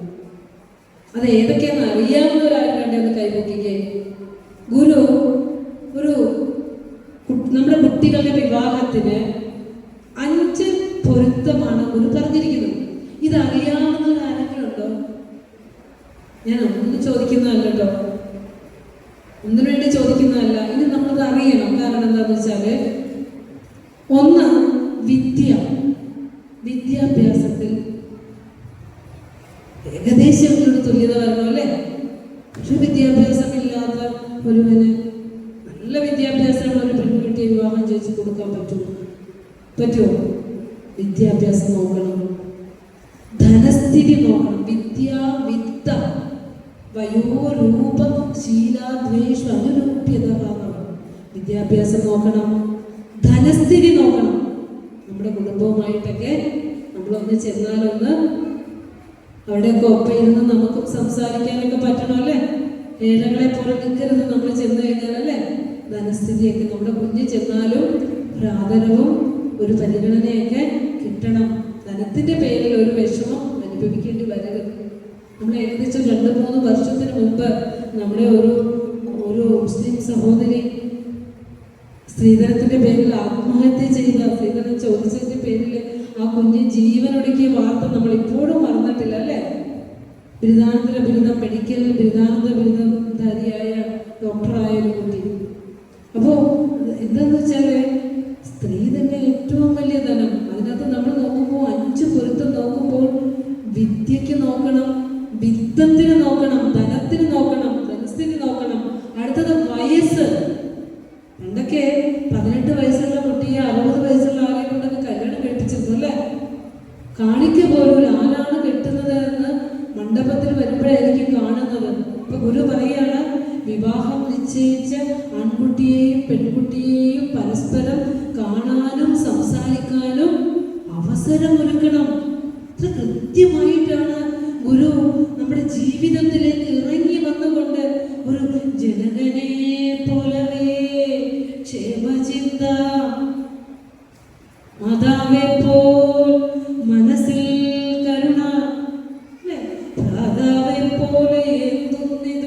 ഹൃദിസഹജ സ്നേഹവും മോഹമന്യേ. ഒരു പിതാവിനെ പോലെയാണ് ഗുരു നമ്മളോട് ഇതെല്ലാം പറഞ്ഞു തരുന്നത്. വിദ്യാഭ്യാസം വേണം, വിത്തം വേണം, വയസ്സ്, പെൺകുട്ടികൾ പരസ്പരം അവർക്ക് സംസാരിക്കാൻ അവസരം ഒരുക്കണം. ഗുരു തന്നെ പറഞ്ഞിട്ടുള്ളതാണ്. വിദ്യാവിത്തം, വയസ്സ്, അടുത്ത രൂപം, സൗന്ദര്യം. സൗന്ദര്യം നോക്കുമ്പോൾ ബാഹ്യ സൗന്ദര്യത്തിൽ അപ്പുറം ആന്തരികമായ സൗന്ദര്യം പ്രധാനമാണ് അല്ലേ? പുറത്തുള്ള വെളുപ്പാണോ സൗന്ദര്യം? ആണോ? അല്ല, മനസ്സിന് സൗന്ദര്യം ഉണ്ടാകണം. ശരീരത്തിന്റെ സൗന്ദര്യത്തെക്കാൾ വലുത് അതാണ്. വിദ്യാവിത്ത വയോരൂപം, അടുത്ത ശീലം, സ്വഭാവം. സ്വഭാവം ഏറ്റവും പ്രധാനമായിട്ടുള്ളതാണ് അല്ലേ? നമ്മൾ സന്ധ്യക്ക് വിളക്ക് വയ്ക്കാൻ പഠിപ്പിച്ചു, ക്ഷേത്രത്തിൽ പോകാൻ പഠിപ്പിച്ചു, രാത്രി കൃത്യസമയത്ത് ഉറങ്ങാൻ പഠിപ്പിച്ചു, വെളുപ്പിന് എഴുന്നേക്കാൻ പഠിപ്പിച്ചു, കൃത്യമായി വീട്ടുകാര്യങ്ങളെല്ലാം ചെയ്യാൻ പഠിപ്പിച്ചു, രാവിലെ എഴുന്നേറ്റാൽ കുളിക്കണം എന്നൊക്കെ പറഞ്ഞു കൊടുത്തു. എല്ലാം പഠിപ്പിച്ചു വെച്ച ഒരു കുട്ടിയെ ഇതിൻ്റെയൊക്കെ നേരെ വിപരീതമായ ശീലമുള്ള ഒരിടത്തേക്ക് ചെല്ലുമ്പോഴോ കുട്ടി നന്നായി വിഷമിക്കുക അല്ലേ? ഇവിടെ ആരും രാവിലെ എഴുന്നേൽക്കുന്നില്ല, ഇവിടെ ആരും വിളക്ക് വയ്ക്കുന്നില്ല, ഇവിടെ ആരും ക്ഷേത്രത്തിൽ പോകുന്നില്ല. അപ്പോൾ ആ സ്വഭാവവുമായി സംസ്കാരവുമായി ചേരാതെ വരും അല്ലേ? ഇതെല്ലാം ശ്രദ്ധിക്കണം. ശീലം വളരെ പ്രധാനപ്പെട്ടതാണ്. ഈ 5 പൊരുത്തങ്ങൾ വിവാഹത്തില് നോക്കണമെന്ന് ഗുരു പറയുന്നു. സമയമായില്ല, ആരെങ്കിലും ഒന്ന് കൈമുക്കിയിരുന്നേ. എത്ര സമയത്താണ് നമ്മൾ തുടങ്ങിയത്? എത്ര മണിക്കായിരുന്നു? 7:15, 8:15. അപ്പൊ ഒരു പിതൃയജ്ഞം, മനുഷ്യയജ്ഞം, മാനുഷയജ്ഞം, ഭൂതയജ്ഞം, ഈ 5 ഘടകങ്ങൾ എന്ന് പറയും. ഇത് വീട്ടിൽ പോണം കേട്ടോ. ഇപ്പോ നമ്മൾ ഇവിടെ ഇരുന്ന് ചെയ്യുന്നത് ബ്രഹ്മയജ്ഞമാണ്. ജപം, പഠനം, പാഠനം, ഇതൊക്കെ ബ്രഹ്മയജ്ഞത്തിൽപ്പെടും. മഹാഗുരുക്കന്മാർ നമുക്ക് എഴുതി തന്നിട്ടുള്ള കാര്യങ്ങള് പഠിക്കുന്നത് ബ്രഹ്മയജ്ഞത്തിൽപ്പെടും അല്ലേ? ഇനി ദേവയജ്ഞം, ഈശ്വരീയമായ കാര്യങ്ങൾ, ക്ഷേത്ര ദർശനവും, അതുപോലെ നമ്മളുടെ സമ്പാദ്യത്തിൽ ഒരംശം ദേവപ്രീതിക്കായിട്ട് നമ്മൾ നൽകേണ്ടതുണ്ട് അല്ലേ? ദേവന്മാർ എന്നൊക്കെ ഉദ്ദേശിക്കുന്നത് ഇന്ദ്രിയങ്ങളെയും ദേവന്മാരെന്ന് പറയും. ഇവിടെ ആ ദൈവസങ്കല്പങ്ങൾക്ക് കൊടുക്കുന്ന അവരെ ക്ഷേത്ര ദർശനമൊക്കെ ചെയ്യുന്നതാണ് ദേവയജ്ഞം. അതായത് സന്ധ്യാസമയത്ത് പ്രാർത്ഥനകൾ ചൊല്ലുക, അധ്യാത്മ ഗ്രന്ഥങ്ങൾ, ഏത് പുണ്യഗ്രന്ഥവുമായിക്കൊള്ളട്ടെ, ഇതൊക്കെ പാരായണം ചെയ്യുക. ദേവയജ്ഞം. പിതൃയജ്ഞം,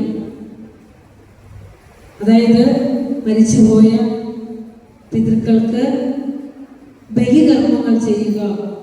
അത് മാത്രമല്ല, മരിച്ചുപോയിട്ട് ബലികർമ്മം ചെയ്യുന്നതിലുപരി ജീവനോടെ ഇരിക്കുമ്പോൾ അച്ഛനമ്മമാരെ സംരക്ഷിക്കുക അല്ലേ? അച്ഛനമ്മ ജന്മം നൽകിയ മാതാപിതാക്കളെ സംരക്ഷിക്കുക. ഇതാണ് പിതൃയജ്ഞം. പിന്നെ പറയാണ് ഭൂതയജ്ഞം. മറ്റ് ജീവജാലങ്ങളുണ്ടല്ലോ, നമ്മുടെ വീട്ടിൽ വരുന്ന പക്ഷിക്കോ പൂച്ചയ്ക്കോ നായ്ക്കോ ഒക്കെ എന്തെങ്കിലും ഇത്തിരി നമ്മൾ പാകം ചെയ്ത അന്നത്തിൽ നിന്ന് പകുത്തു കൊടുക്കുക. ഒന്നുമില്ലെങ്കിലും ഒരു പാത്രത്തിൽ വെള്ളം നിറച്ച് പുറത്ത് വയ്ക്കുക. വേനൽക്കാലത്ത് അതുങ്ങൾക്കും ദാഹിക്കില്ലേ? ആരാ കിണറ്റിൽ നിന്ന് വെള്ളം കോരി കുടിക്കാൻ പറ്റുമോ? ആരെങ്കിലും വച്ചിട്ടുണ്ടെങ്കിൽ അതല്ലേ കുടിക്കാൻ പറ്റൂ. നമ്മൾ ഒരു കാക്കയ്ക്ക് ജീവിക്കാനുള്ള അവകാശം മാത്രമേ ഈ ലോകത്ത് നമുക്കും ഉള്ളൂ. നമ്മൾ തമ്മിൽ ഭിന്നമൊന്നുമില്ല. ഒരു ഉറുമ്പിന് ഇവിടെ ജീവിക്കാനുള്ള അവകാശം നമുക്കും ഉള്ളൂ. അവരിവിടെ നിന്ന് ജീവിച്ച് കടന്നു പോകും, നാമും ഇവിടെ നിന്ന് ജീവിച്ച് കടന്നു പോകുന്നവരാണ്. അതുകൊണ്ട് ഭൂതയജ്ഞം ചെയ്യണം, ജീവജാലങ്ങൾക്ക് അന്നം കൊടുക്കുക. ഇതൊക്കെ പിന്നെ നമ്മളെപ്പോഴും പറയും, ഒരു പേരയിൽ നിന്ന് പേരക്ക വവ്വാല് കൊണ്ടുപോയി അല്ലേ, അണ്ണാൻ കൊണ്ടുപോയി എന്നൊക്കെ പറയുമ്പോൾ അവറ്റകൾക്കും വേണ്ടിയിട്ടാണ്, അവർക്കും കൂടി വേണ്ടിയിട്ടാണ് അതിന് ഫലം ഉണ്ടാകുന്നത് എന്നും കൂടി നമ്മളെ ചിന്തിക്കാൻ പഠിക്കണം. ഇതൊക്കെയാണ് ഭൂതയജ്ഞം. അടുത്തത് മാനുഷയജ്ഞം. നമുക്കിപ്പോ കണ്ണും കയ്യും കാലും മൂക്കും ഒക്കെ തന്നു ജഗദീശ്വരൻ. നടന്നിവിടെ വന്ന് ഇതൊക്കെ കേൾക്കാൻ ബുദ്ധി തെളിച്ചൊക്കെ തന്നു. ഇതൊന്നുമില്ലാതെ നിസ്സഹായരായി നിരാലംബരായി നമ്മളെ പോലെ തന്നെ മനുഷ്യജന്മവുമായി ഈ ഭൂമിയിലേക്ക് വന്നവർക്ക് നമ്മളാൽ ചെയ്യുന്ന സഹായം ചെയ്യുന്നതിനെയാണ് മനുഷ്യൻ എന്ന് പറയാം. ഈ 5 യജ്ഞങ്ങൾ നമ്മൾ ചെയ്യേണ്ടതുണ്ട്.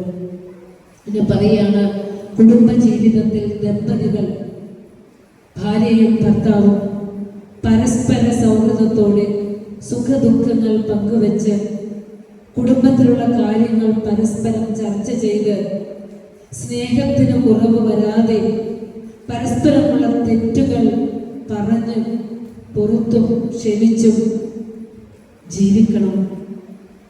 ഇന്ന് വിവാഹം ചെയ്യുന്നതിനേക്കാൾ സ്പീഡിൽ വിവാഹമോചന കേസുകൾ വരുന്നുണ്ട്, അല്ലേ?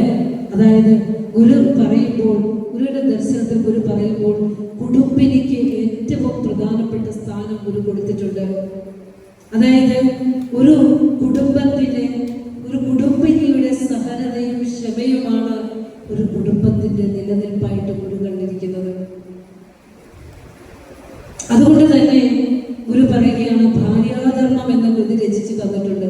ശ്രീനാരായണ ധർമ്മത്തിൽ ഒരു കുടുംബിനി എങ്ങനെ ആയിരിക്കണം എന്ന് പറയുന്നത് തിരുവള്ളുവർ എന്ന തമിഴ് കവി എഴുതിയ തിരുക്കുറൾ എന്ന ഗ്രന്ഥമുണ്ട്. കേട്ടിട്ടുണ്ടോ?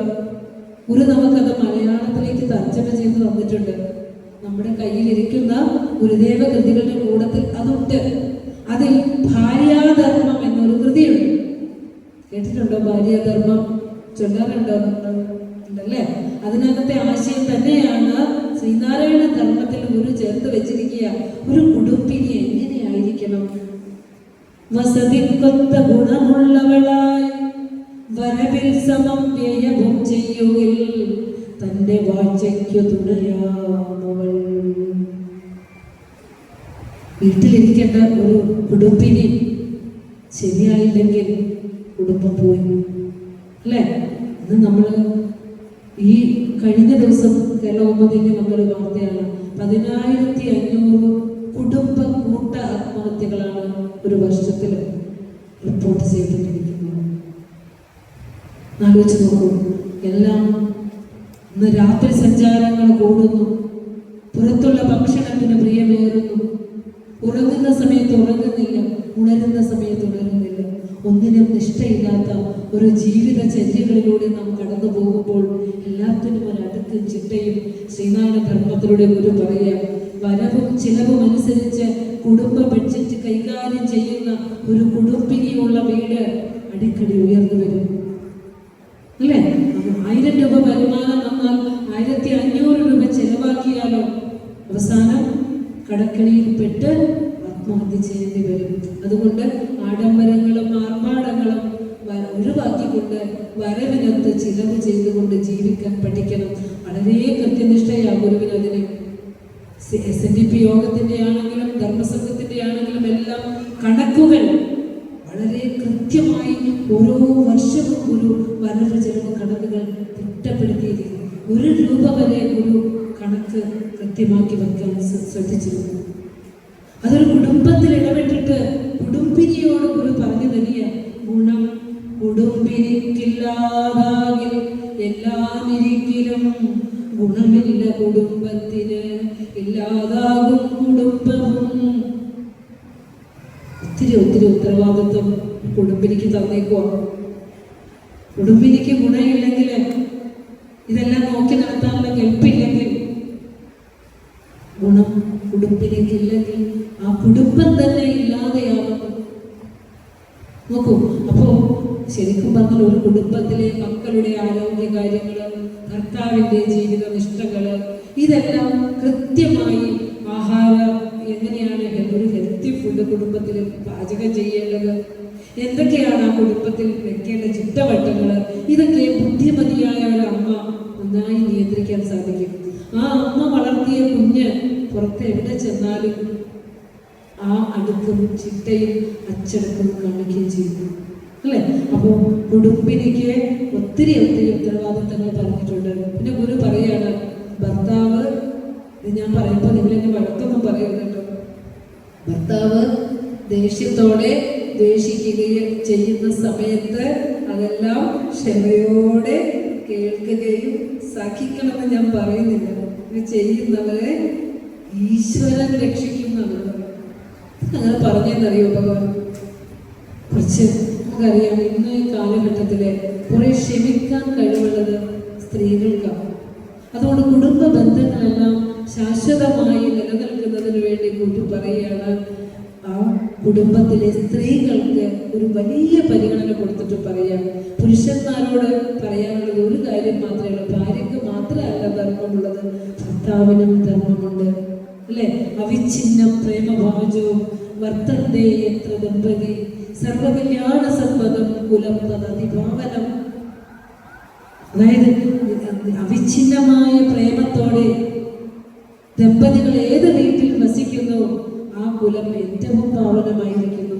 സന്ധ്യക്ക് ജോലിയൊക്കെ കഴിഞ്ഞ്, നിങ്ങളെയൊക്കെ പോലെ തന്നെ ജോലിയൊക്കെ കഴിഞ്ഞ് ഭാര്യയും വരുമ്പോ, ഭാര്യ മാത്രം അടുക്കളയിൽ ജോലി ചെയ്യുമ്പോ, നിങ്ങൾ TV കണ്ട് രസിച്ചിരിക്കുമ്പോ അടുക്കളയിലൊക്കെ ഒന്ന് നോക്കുക, ഒരു പാത്രമൊക്കെ ഒന്ന് കഴുകി കൊടുക്കുക, അല്ലെ? ഒരു തേങ്ങയൊക്കെ ഒന്ന് ചെറുകി കൊടുക്കുക, അല്ലെങ്കിൽ മക്കളുടെ പഠന കാര്യങ്ങളൊക്കെ ഒന്ന് ശ്രദ്ധിക്കുക, അല്ലെങ്കിൽ വീടിൻ്റെ അകമൊക്കെ ഒന്ന് തുടച്ച് വൃത്തിയാക്കാനൊക്കെ സഹായിക്കുക.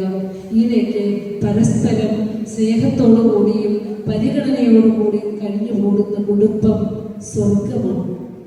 ഒരു നേരമെങ്കിലും മാതാപിതാക്കളും കുട്ടികളും ഒരുമിച്ചിരുന്ന് ആഹാരം കഴിക്കുക. അതുപോലെ തന്നെ പരസ്പരം ദുഃഖങ്ങൾ പങ്കുവെക്കുക.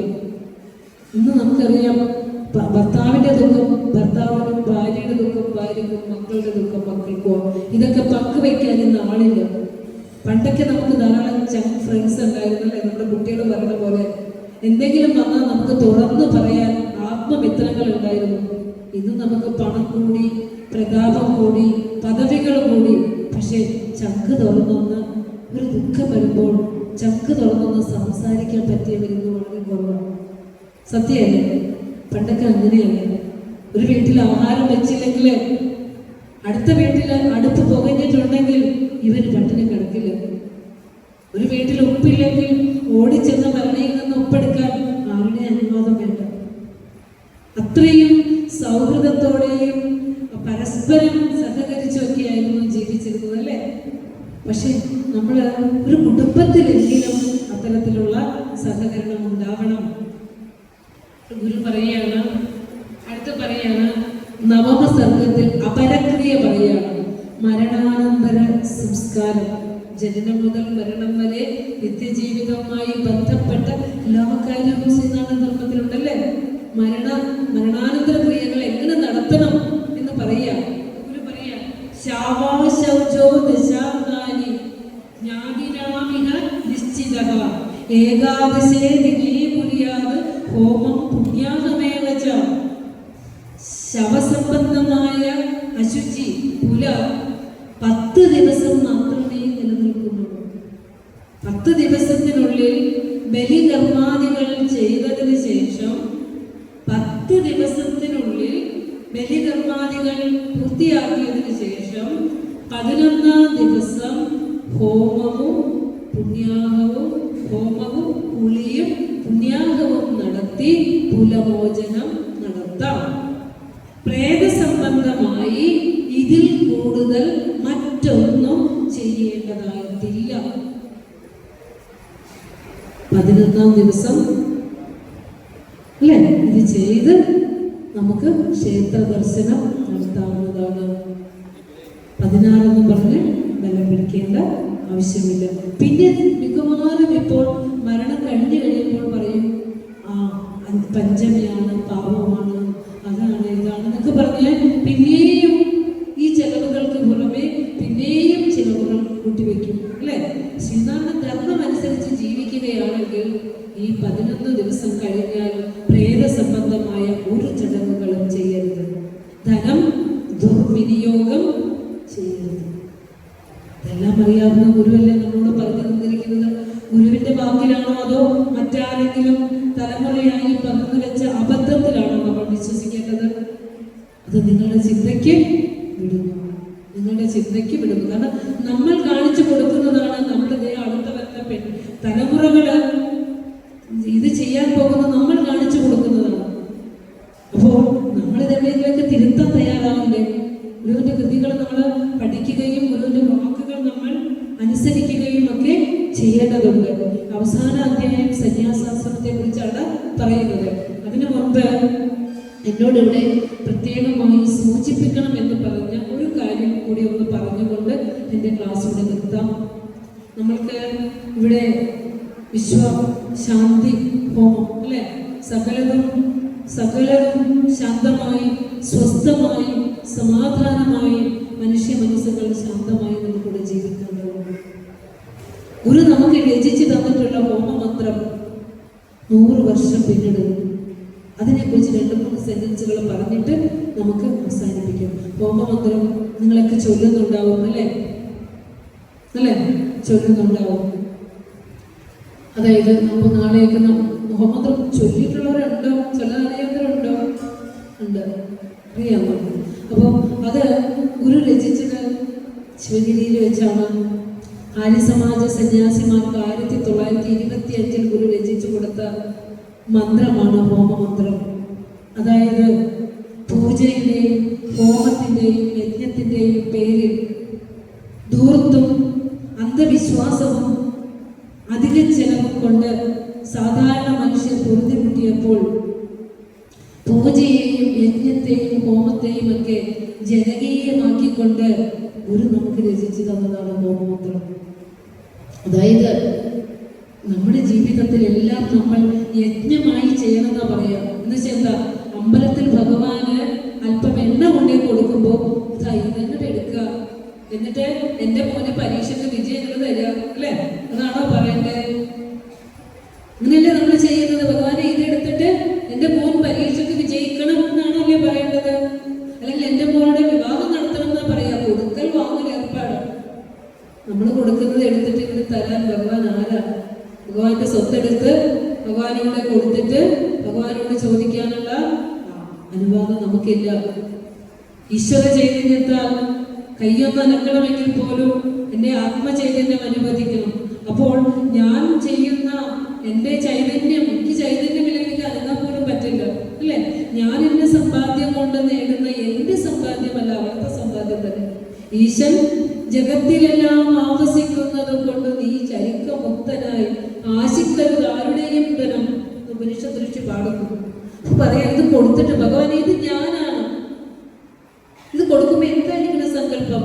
കൊടുത്തിട്ട് താന്നല്ല, ഭഗവാനെ ഇതെന്റെ മനസ്സാണ് അല്ലെ.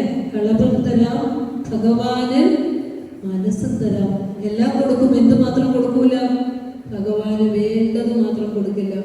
മനസ്സാണ് ആവശ്യം. അപ്പൊ കൊടുത്തിട്ട് ഒരു പുഷ്പം കൊടുത്താൽ മതി.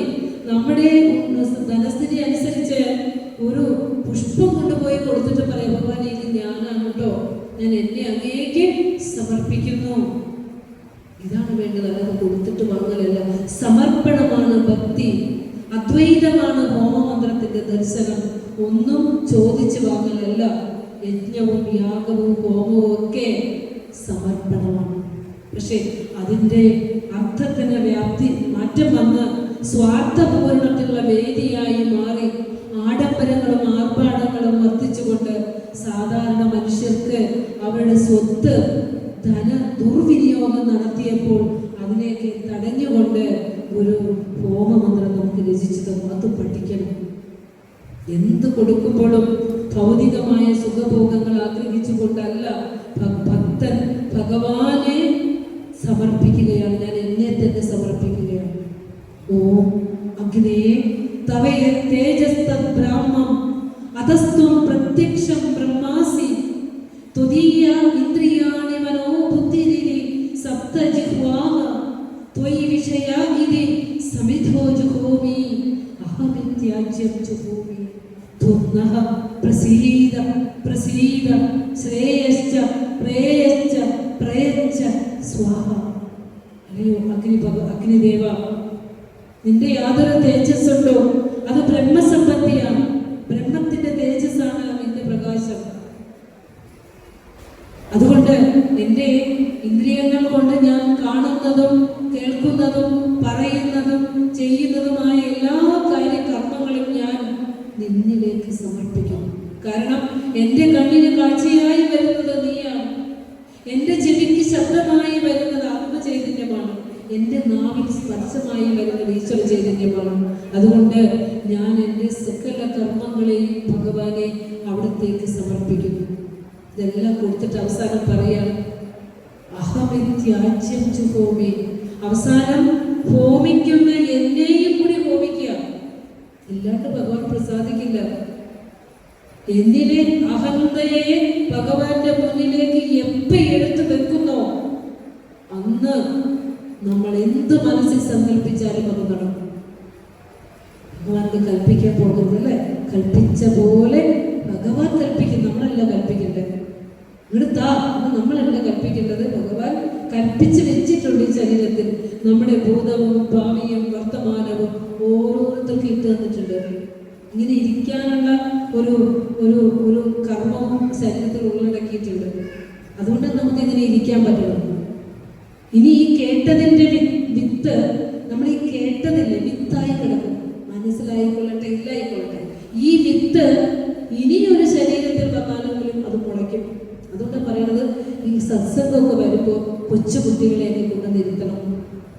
കേട്ടോട്ടെ, എവിടെ ഇരുന്ന് ഉറങ്ങിക്കോട്ടെ, മനസ്സിലാകാണ്ട് ഓടി നടന്നോട്ടെ. എന്നാലും ആ കേട്ട സംസ്കാരം ബാക്കി കേൾക്കാൻ വരും ഇനി ഒരു ജന്മം ഉണ്ടെങ്കിൽ. അതാണ് ആത്മീയ സംസ്കാരം എന്ന് പറയുന്നത്. അപ്പൊ പറയാണ്, ഞാൻ അവസാനം ചെയ്യുന്ന എന്നെയും കൂടി അങ്ങ് ഹോമിക്കുകയാണ്. ദയവ് ചെയ്ത് യജ്ഞവും യാഗവും ഹോമവും എന്ന് പറഞ്ഞ് നമ്മൾ എന്ത് നടത്തുമ്പോഴും ഭൗതിക സുഖഭോഗങ്ങൾ ആഗ്രഹിക്കാനുള്ള വേദിയല്ല. നമ്മളുടെ രാഗദ്വേഷ കാമ ക്രോധ ലോഭ മോഹ മത മത്സരങ്ങളൊക്കെ എടുത്തിട്ട് ആ ഹോമാഗ്നിയിലേക്ക് അർപ്പിക്കുക. മനസ്സിനെ ശുദ്ധമാക്കുക. അതിനെ ഒരു എന്താ പറയുക, ഒരു തുപ്പപ്പൂ പോലെ പരിശുദ്ധമാക്കുക. എന്നിട്ട് ഭഗവാനോട് ചോദിക്കാം, ശ്രേയശ്ച പ്രേയശ്ച പ്രേച്ച. ഭഗവാനെ, ഞാനൊരു ശരീരത്തിൽ വന്നുപോയി, എനിക്ക് അന്നവസ്ത്രാദികൾ വേണം അല്ലേ? എൻ്റെ ജീവിതത്തിൻ്റെ ലക്ഷ്യം ആത്മസാക്ഷാത്കാരമാണ്. എനിക്ക് ശ്രേയസ് വേണം. പക്ഷേ ആ ശ്രേയസിലേക്ക് എത്താൻ എനിക്ക് ശരീരത്തിൽ നിലനിൽക്കാൻ വീട് വേണം, വസ്ത്രം വേണം, ആഹാരം വേണം, എനിക്ക് ആവശ്യമുള്ളത് വേണം അല്ലേ? അങ്ങനെ നമുക്ക് ചോദിക്കാം. അല്ലാതെ ഞാൻ എൻ്റെ ധനസ്ഥിതി കൊണ്ട് ഹോമം നടത്തുന്നു, എൻ്റെ വീട്ടിൽ ഞാൻ നിശ്ചയിച്ചിട്ടുള്ളതെല്ലാം എനിക്ക് നടത്തണമെന്ന മനോഭാവം ദയവ് ചെയ്ത് പാടില്ല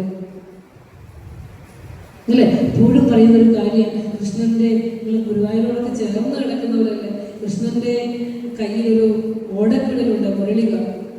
അപ്പോ എപ്പോഴും ഗോപികമാര്, ഒരിക്കലും ഗോപികമാര് ചോദിക്കും, മുരളികയോട് ചോദിക്കുകയാണ്, കൃഷ്ണന്റെ ഓടക്കിടലിനോട്, അപ്പൊ നീ എത്ര ഭാഗ്യവാനാണ് മുരളി, നിന്നെ ഭഗവാൻ എന്നും ആ കാർത്തികയിൽ വർണ്ണന്റെ ചുണ്ടോട് ചേർത്ത് വെച്ചിരിക്കുകയാണ്. ഒറ്റ സമയത്ത് പോലും ഈ ഓടക്കിടലിനെ ഭഗവാൻ താഴെ വെക്കുന്നില്ല, നിന്നെ താഴെ വെക്കുന്നില്ല. നീ എന്ത് പുണ്യമാണ് ചെയ്തത് എന്ന് ചോദിക്കുന്നുണ്ട്. അപ്പോൾ ഈ മുരളി പറയാണ്, ദാ എന്നെ നോക്കൂ, എൻ്റെ ഉള്ളില് ഒന്നുമില്ല, എൻ്റെ ഉള്ളില് ഒന്നുമില്ല. എല്ലാം അങ്ങ് കളയുമ്പോഴാണ് ആ ഹോമാഗ്നിയിലെ നാളെ നടക്കാൻ പോകുന്ന വിശ്വശാന്തി ഹോമത്തിലെ എനിക്കതും ഇതും നടത്താനൊന്നും പ്രാർത്ഥിക്കണ്ട. എല്ലാം അറിഞ്ഞു ഭഗവാൻ ഇവനിന്നെടുത്തു ചൊല്ലേണമോ ദുരിതമൊക്കെ അകറ്റണേ. എല്ലാരും ഇന്ന് അടിയനമൊഴിയുന്നുവെങ്കിൽ എല്ലാം കളഞ്ഞ് എരുതിലേറി വരുന്ന ശംഭോ. ഭഗവാന്റെ മുമ്പിൽ പോയി തൊഴുതു നിൽക്കുമ്പോഴേ നമ്മുടെ ആവശ്യങ്ങള് നമ്മളെക്കാൾ കൂടുതൽ ആർക്കറിയാം? ഭഗവാൻ അറിയാം. നിനക്ക് ഇന്നേ വരെയുള്ള കാര്യങ്ങളല്ലേ അറിയുള്ളൂ, ഭഗവാന് നാളത്തെ കാര്യം അറിയാം നിന്നെ കുറിച്ച്. ആ ഭഗവാന്റെ മുമ്പിൽ പോയി നിന്നുകൊണ്ട് ഒന്നും ചോദിക്കണ്ട, എല്ലാം അറിയാം. കാരണം സൃഷ്ടിച്ച പൊന്നു തമ്പുരാന് നീ ഏതിലൂടെയൊക്കെ കടന്നു പോകുമെന്നറിയാം. അതുകൊണ്ട് ഒന്നും കൽപ്പിക്കരുത്. നാളെ നടത്തുന്നത് വിശ്വശാന്തി ഹോമം നമ്മുടെ സമർപ്പണമായിരിക്കണം, ആത്മസമർപ്പണമായിരിക്കണം. എൻ്റെ മനസ്സിലുള്ള കലികന്മഷങ്ങളെല്ലാം ഭഗവാനെ ഞാൻ ആ ഹോമാഗ്നിയിലേക്ക് സമർപ്പിക്കുന്നു. ഞങ്ങളുടെ മനസ്സുകളെല്ലാം തെളിവാർന്നതാകണേ. പരസ്പരം വിദ്വേഷമില്ലാതെ, വെറുപ്പില്ലാതെ, ഒരുമിച്ച് മത്സരമില്ലാതെ ഞങ്ങൾക്കൊന്നായി ചേർന്ന് പ്രവർത്തിക്കാൻ സാധിക്കണേ ഭഗവാനെ.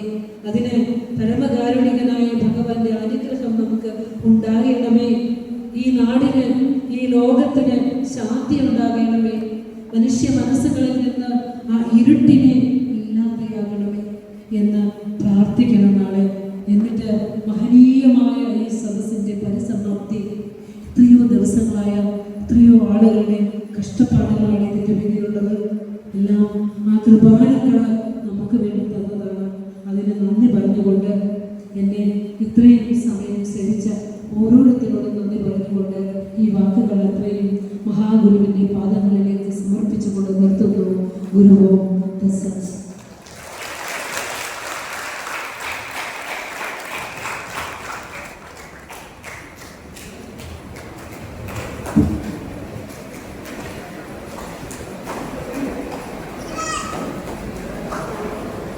അതിലൂടെ നമ്മളെ ഗുരുവിലേക്ക് കൊണ്ടുപോയ ടീച്ചറുടെ വാക്കുകൾക്ക് നമുക്ക് നന്ദി രേഖപ്പെടുത്തണം. അതെങ്ങനെ വേണം? നമുക്ക് നല്ലൊരു ചായക്കുടിയുടെ സ്നേഹവും നന്ദിയും ടീച്ചർക്കും അതുപോലെ തന്നെ ടീച്ചറോടൊപ്പം ഇവിടെ എത്തിച്ചേർന്ന് 9:30 മണിക്ക് തന്നെ വരണം. 10 മണിക്ക് നമ്മൾ പ്രോഗ്രാം ആരംഭിക്കും. അരമണിക്കൂർ മാത്രമാണ് നമ്മുടെ പ്രഭാഷണം ഉള്ളത്. 10 മണിക്ക് ആരംഭിച്ചിട്ട് നമ്മൾ 12 മണിക്ക് പരിപാടി അവസാനിക്കും. ഭക്ഷണം കഴിഞ്ഞ് നമുക്ക് ഉച്ചയോടുകൂടി